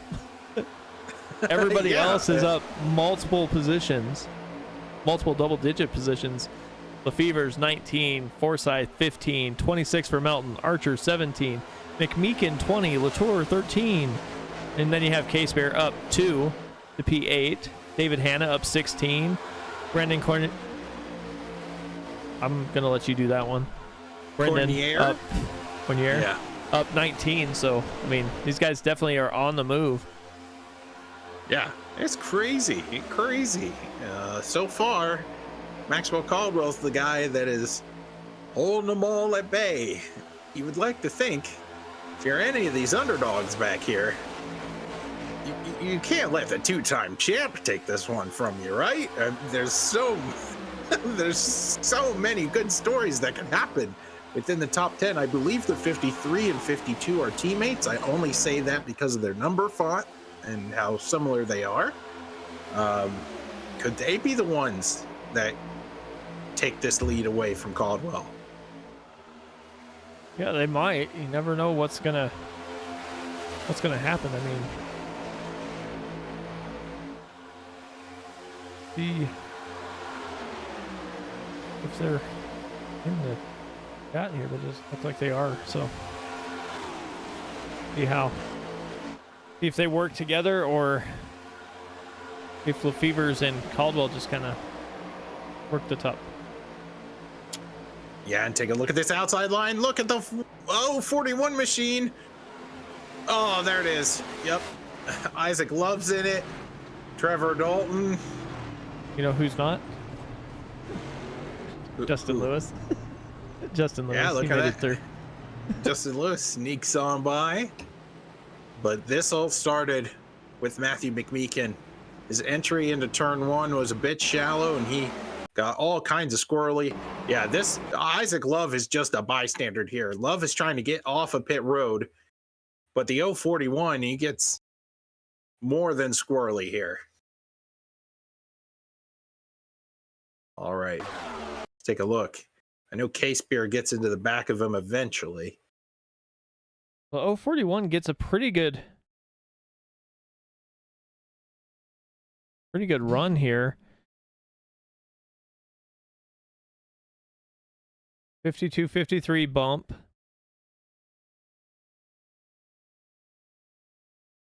And it looks like they go up the track. 041 looks like he slows down, gets a little bit of contact, and K-Spear just taps him as well. And then what happens is, look at this. Isaac Love trying to get back up to race speed, just finds himself in the middle of it all. Adam Lowe going up high into Bruno Latour, Call, Merkel in it. The 43 machine's also in it. I believe that's Salomon.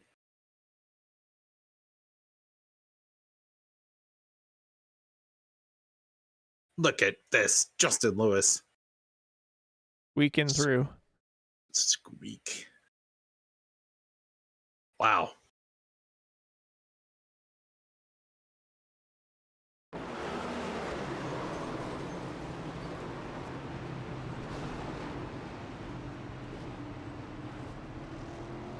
Just a rough day for quite a few drivers here in SCL competition.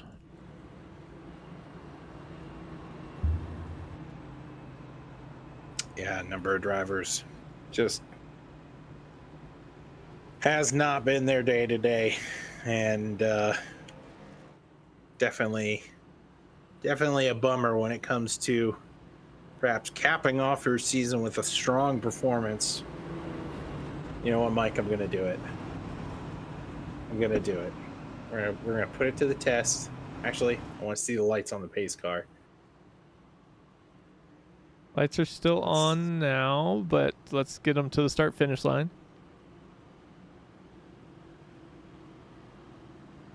And Lights are off. oh, Maxwell Caldwell, you are safe for one more interview.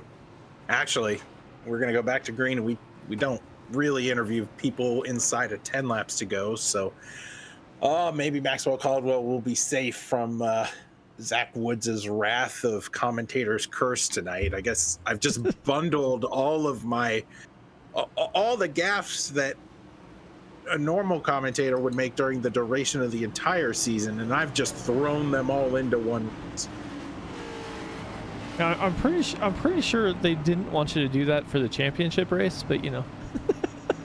I actually, Mike, I double checked, and they encouraged it. Oh, Mike. They extended the caution. Well. Well, there you go. Yep, we're doing it, folks. We are doing it. Max, you are the newest contestant on who is going to be interviewed tonight. It's Zach and Mike up in the booth. Oh boy. Commentator Kurt's coming. Oh, so he knows my reputation. I've seen it tonight working out. Let me tell you, I've watched them all drop like flies. How y'all doing? Oh, we're doing good. You're all good interviewers. Figured we'd bring you up here. You are doing everything you possibly can in order to rip this championship away from Justin Lewis. It's not. I'm not a betting man, but I'm not going to tell you the odds. But you right now are leading all the laps. You got the lead right now. What do you have any friends up here? We're taking a look here within the top 5, within the top 10. It's looking kind of sparse for you. Maybe Matt will be here with me, but outside of that, no. But Justin's already locked it up as long as he finishes, so he had to finish 29th or worse, I think, for me. So congrats to him on the championship, but I'm just trying to go for second at this point in a very dismal season we've had and maybe get the first win of the season here. Well, you've done a good enough job to be up in the thick of it tonight. We're going to let you go here as you are ready to go back to green. Don't prove everybody right. Go out and finish the race. 10-4, I'm in kill mode, brother. I'm going after it. All right, that is for the next 12 laps, your 2-time defending champion, Maxwell Caldwell. yeah, we'll see how he can finish this race once we get back to green flag racing. We'll have 12 laps to go. And it looked like he was only looking to Mata there to be his help. Pace car is in. Caldwell has the button. We'll see if Forsyth's going to stay with him or not. Although waits almost till the end and gets out and gets going here. Has about half a car length back to Forsyth. Have not really seen the pushing power of that 53 Ford. We're going to see here in a moment as he is now behind Caldwell with seemingly no pressure behind him as Lefevre's ducks to the inside. They're getting really squirrely back here for second. Yeah, they definitely are. As Caldwell's trying to do inside outside, keep everybody at bay. Lefevre says no, none of that, and well, Mata jumped down to the inside as well. Yeah, Mata dives to the inside. So much for help as the 16 is going to push the 45 now. Rocketing off at turn 2, flying down the back stretch. Now it's Zachary Archer going to help the 94 machine. And take a look at Steven Johnson. Where did he come from? In the 44, he spent most of this race at least one lap down, has now found himself in the thick of it. Yeah, heck of a run by that 44 machine. Found himself a lap down, got out of the way of a couple cautions, got that lucky dog, and has been working on that 44 Chevy, and is now inside the top 5. Unbelievable run here from the 44, just simply because we thought he was just naturally off the pace tonight. He was so far back behind the field, getting lapped really early. But enough talking about him, because we don't want to see him wrecked. Back up front, we have Maxwell Caldwell and Zach Archer in orderly fashion up front right now. Yeah, the guy we have to watch out for is Michael Mata. He keeps going inside outside, trying to get every ounce of speed he can out of that 16 Chevy, and it just, I don't think I've ever seen a driver move as much as he has moved. Austin Call up in the high side, trying to stay out of the guy's way. This is going to help the 94 as he's going to catch this lap traffic, get some draft, dive down to the bottom. Look at that. That's Will Salmon, I believe, in the 43 up top. Yes, it is. Are they all going to funnel by him and be safe and sound down the backstretch? Look at this, Archer sideways, and this is going to trigger another big one. Justin Lewis is in it, sideways down the backstretch. We're still green, Mike. What? Okay. We are still green as that caution did not have any drivers get turned around the opposite direction, and it happened off the racing service. Huge gut punch for Justin Lewis as he found himself up in the front pack, but now we got a 4-car breakaway.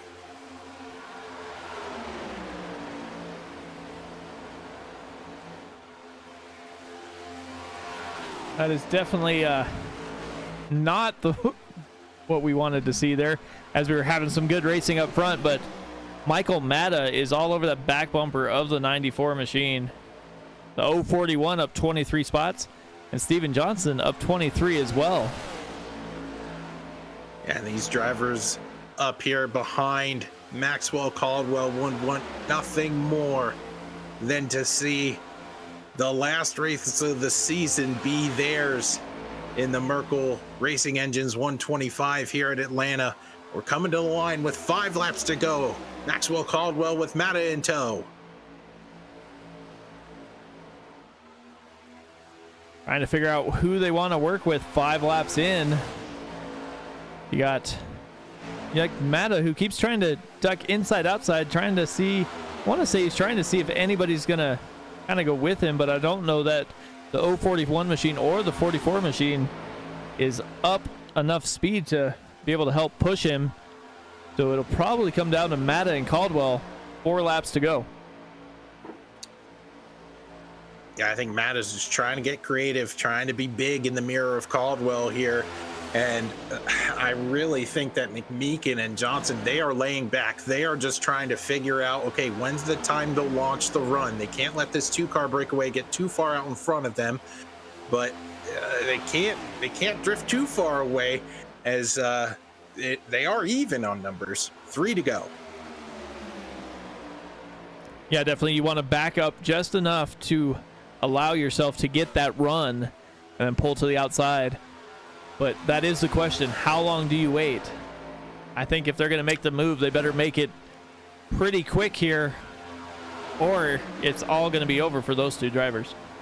Yeah, and you also have to factor in the 94 and the 16 machine. Those two drivers, they could get to racing and stall each other out very, very quickly. 2 laps to go here in the SCL Winston Cup Series for this season.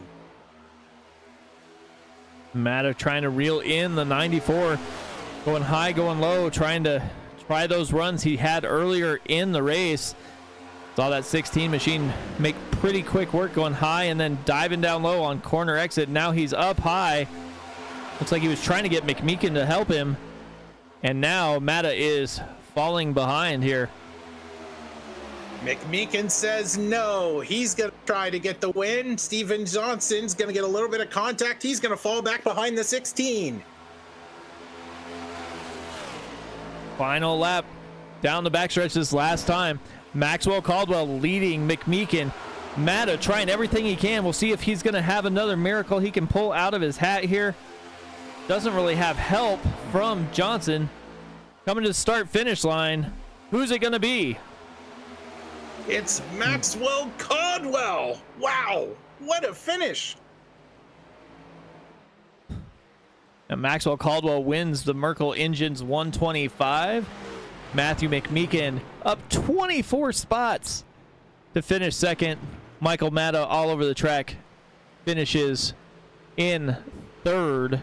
Steven Johnson, heck of a race to finish fourth. And Chris Melton up 25 spots, finishes top 5 here. Fantastic run for the 52 machine. Talked about him earlier.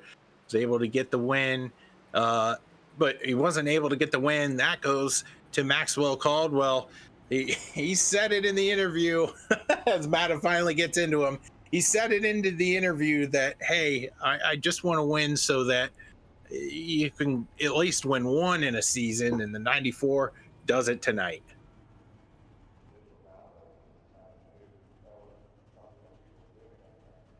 Marks that Merkel Engines 94 Chevy on the start-finish line. So let's bring in our race winner, because we got a number of interviews to do tonight.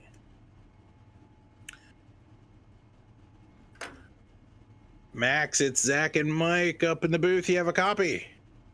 Heck yeah, I do. What's up, boys?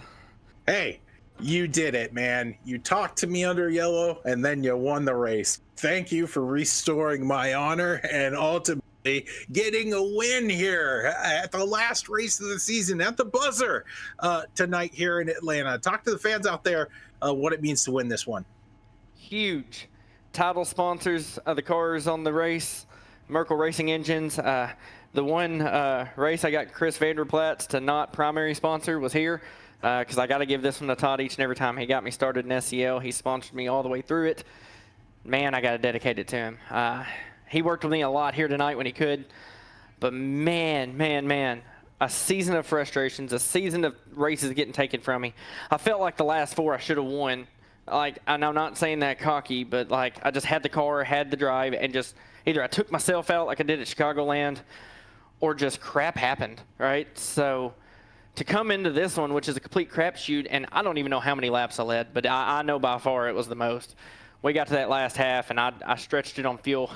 I knew there would probably be a lot of yellows with a lot of the rookies in the field, and I just stayed out knowing the tires would equalize. So definitely had the car in qualifying, had the car in practice, had the car in the race, and didn't really use the car to those last 10 laps. So kind of rode actually leading the race half the time. I was kind of 3/4 throttle on the front stretch trying to save fuel. So the car was amazing. And I told the boys when we came here tonight, I said, I'm a long shot for the championship. I'm in kill mode. Get out of my way, move.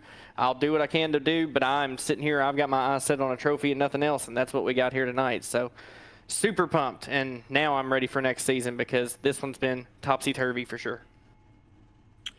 Well, you carry the momentum of this one into next season for sure. It's not the championship, but you do get to cap off what has been a frustrating season with an up note. Do you have any thank you sponsors or shout out for that 94 grabbing the last possible win you can for this year's SCL competition? Oh, absolutely. First and foremost, my Lord and Savior Jesus Christ, man. Without him, I'd be nothing. And I got to tell you, Chris Vanderplatz was getting me the paint today for this car because I guess he forgot and waited last minute to get it. But he's been wanting me to get my church logo put on here, and I was like, well, I just don't have it yet. I need to get it. I'll do it for next season. So he ended up sending me this last minute and put the little the Christian fish symbol, kind of, you know, just kind of a Christian symbol, right, just to put on the car. And I knew it was taking the place of a sponsor, and I'm like, do I run it, do I not? And I ran it tonight, and let me tell you, the Lord is blessed, right? So getting to represent Jesus Christ and share his love, his grace, and mercy on the broadcast with all those viewers out there, man, so awesome to be able to do. Got to thank Merkel Racing Engines. They have been a long-time supporter of the team. I have so much fun running with Todd. I really do. We came from Area 51, came here. I've said that before at this racetrack in Victory Lane before, and, man, just to be able to come here and do what we do, it's just a lot of fun. Frustrating weeks this summer season, but the 4 drop weeks just made it insane and just didn't have the luck we needed all season. But definitely glad to be finishing on all cylinders. Got to thank my teammates, Justin Lewis, Austin Call, Trevor Dalton, Todd Merkel, everybody that's raced with us this season. They've been a crucial part of just getting through. And, man, got to thank you guys at the broadcast. Y'all do such an amazing job. I keep it playing each week on here, so to where I can keep up with the yellows and what's going on and hear if your commentator cursing me or not. But then, yeah, I heard that, and they're like, let's pull him in the booth. And I'm like, no. So glad that didn't come to fruition. Glad I could break that curse for you there, Zach. And but got to thank SCL, too, man. They put on a competitive, fun league. What I like is it's a league that guys can come in and run. You don't always have just the 7,000 iRating guys coming in here and just completely trashing everybody. Like, you've got a mixture. Like, even the guys in the 3,000 and 4,000s, they can have bad races. They can do bad things, right? So they may be consistently up front, but they can also consistently make mistakes. So we proved it this season.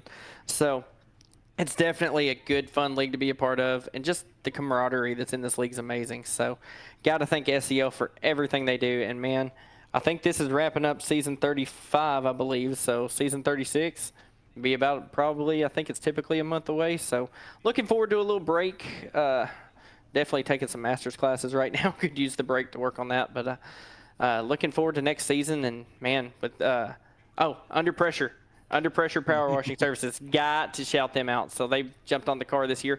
Could not get them the win I wanted, but glad to at least get them in Victory Lane here as a secondary sponsor on the car. So if you need anything, contact Chris. He'll hook you up. So thank you guys so much for an awesome broadcast, and I hope that was a show for you because, man, it was crazy, I think, throughout the field tonight. All right, and they call that an ichthus, Max, that fish symbol on the back of the car. You go and enjoy this one. Oh, we will. Trust me. Thank you, guys. All right. He's always a good talk here in the booth. Taking a look here at our second place finisher. Mike, you are now greeted with Matthew McMeekin. Hey, Matthew, how's it going, man? Going well. Hear me? Yep, we got you. So how were you able to work through the field and find yourself battling for the win with Caldwell there? I hit the I believe magic button and just minimized the crashes and people hitting me. And just that last little wreck with like 3 or 4 to go kind of saved us, and we kind of squared ourselves away there and tried to make a run at it. And was lucky enough to get second. I really didn't want to upset the the championship and all that, so I just kind of mind my P's and Q's and just I was okay with second. Well, definitely, it was definitely a good race from you. I mean, you were able to work through the field and yeah, I found myself I found myself coming up there a couple of times, and just something would happen, and had to regroup and get back at it again. So I had enough tires for the race, had enough gas for the race. It was just trying to minimize the damage to the car. Yeah, it definitely looked like you were able to do that. Well, anybody you want to thank before we let you go here on your P2 finish? Yeah, just I want to thank you guys, the broadcasters, SCL, for organizing this excellent season. I appreciate all the sponsorship and everybody that has to put a lot of hard work into making this happen every couple of days. I certainly enjoy it, and I reap the benefits of it. So I thank everybody. Thank you. Well, thanks for putting on a good show, and we will see you next year. Yes, sir.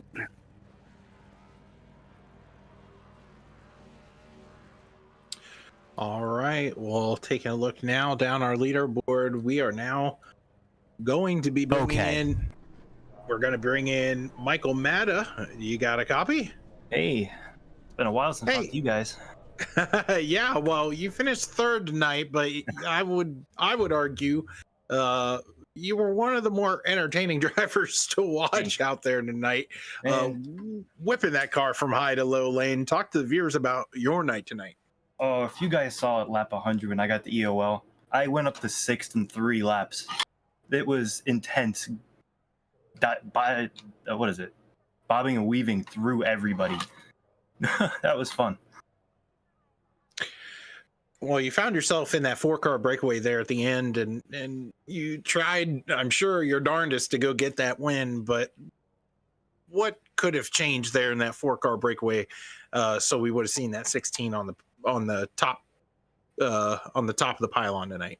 Yeah, I was trying to get around Maxwell on the outside there to slow him down, so they'd either have to go with me or slow up for Maxwell, but I timed it wrong and they just went below me because I wasn't side by side yet.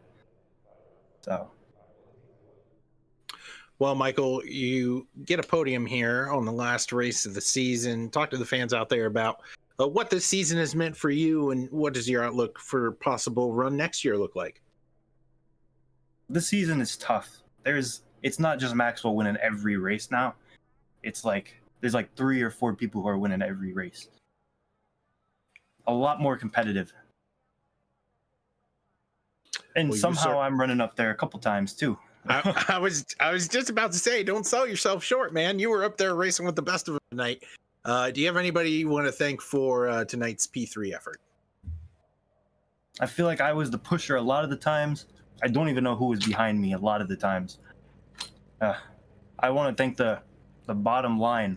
You hold that and you're good.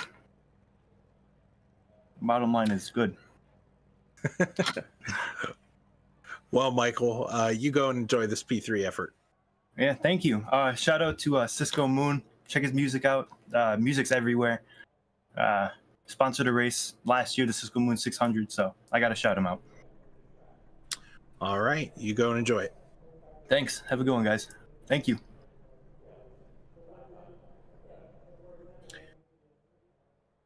Well, Mike, we are at the moment we've all been waiting for. We're going to bring in the guy who survived, Justin Lewis, up in the booth. Do you have a copy? Oh, we got you, boys. That was nerve-wracking, that last 5 laps. Mike, I'll let you have this one. Yeah, it definitely was. I couldn't imagine being involved in some of those incidents, and then the last one that didn't bring out a caution kind of threw a wrench into everything there. What were you thinking, or what were your thoughts as you were going through some of those cautions that we had? Oh, really? Everything was going pretty nice. Like I said at the beginning of the race, I just kind of wanted to glide through everything and not be a problem, just kind of, be like a fly on the wall and just sneak my way up there, which, to be honest, that first little stint there, I went 16th to 3rd without even doing anything. I just stayed in the top line, mind my P's and Q's, and I was sitting third, and I was like, well, I guess probably lead a lap, you know. And then I was like, oh, well, now we're here. We might as well stay up here. And usually, like, when it comes to these plate-type racetracks, I know we don't run plates, but the plate-type racetracks, you just kind of try to stay up front and stay out of the carnage. So the biggest thing you can do is just basically, I was just trying to keep it clean, and in the long run, it worked out until toward the end. But then Lilith like had a magnet, I think, tonight, which really saved me the headache of worrying there when she got in the next big wreck. But of course, everything was going perfect, and I was going to be fine without even have to buzz through the fast repair. And then I got murdered on the backstretch at one point. So I just wanted to basically try to recover from that, and I was, and then the next thing I know, I was staring at the outside wall, and I don't even know what happened. I haven't looked yet or anything, but decided to keep her straight and rally back home with, I think, a 12th, but a 12th does it. I didn't have to win. I decided to be ahead of Lilith and close enough to Max to not worry about it. Yeah, definitely. You were able to bring home the championship fairly comfortably. About 24 points is what the final looks like it was going to be, so you're able to lock that up. So you get your season championship win here. What are you looking forward to as you head into defending your title come next season? Well, I'll have a couple wrenches in next season. Obviously, I'm gonna have another baby, so that'll be a little bit of a curveball there for a little bit. We'll kind of to see how that goes, but really just, you know, try to get on what I can with some stuff going on FAM, and then in the long run, when we do show up, try to win the races. I don't know the drops for the winter series technically is which I think that would be, but just kind of try to ride, you know, hope that it goes good and I can make the races. I mean, there's a possibility I may not be as active next season, so I hope to try to be just to contend for the another championship, but obviously family comes first as always. So I just hope to be here and have fun. I enjoy talking to you guys almost every week. It's kind of became a religion, except last week where I had the worst luck of my life, which I had a 100-point lead going into North Wilkesboro, and coming out of it, I was panicking. So glad to cap that off. It was a super fun race. I don't know what I did this season compared to last, but I figured out the plate stuff a lot better. So that's hopefully something I can carry through. And then the other thing is, like, we had some, you know, races that kind of fell into my wheelhouse this year, so that always helps out. Hope to see some more short tracks and hopefully some more unique 1.5s, and hopefully, you know, a little bit more green flag racing. I think the more green we go, it'll be a very interesting battle between, you know, the normal fast people and then some of those sleeper cars that you don't expect that just have that speed but can't prove it because we always get cautions. So I'm looking forward to it. Hopefully we can maybe click off a win the rest of this week, and maybe I can actually do a burnout tomorrow since I accidentally exited out of the dang session, trying to see who won the points to make sure. So I can't believe I did that. The one time I actually wanted to do a good burnout, but that's all right. We'll get her later. Definitely. Well, congrats on your season championship. Anybody else you want to thank before we let you go celebrate? Always you guys, SCL. Without them, we wouldn't have a series, and they do a really good job on making sure this runs as smooth as possible. A lot of guys could jump in and help and use their spare time to, you know, try to make this run as smooth as possible, like I said. So couldn't thank those guys enough for doing all they do.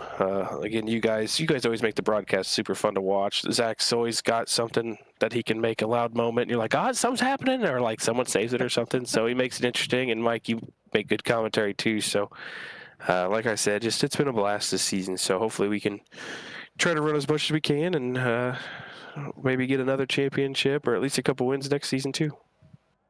Definitely. Well, congrats again on your championship, and we'll talk to you later. Thanks, boys. Have a good one. I think we're actually going to hand it over just briefly here, Justin, to the guy who makes this happen here at SCL. Josh, do you got a copy? Yes, I do.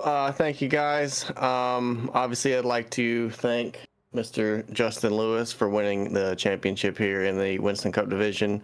Well deserved. He worked hard all season to try and get that done, and gets to bring the trophy home to Columbus, Indiana. We will be send it to you in the mail shortly. You're gonna like what you get with the trophy.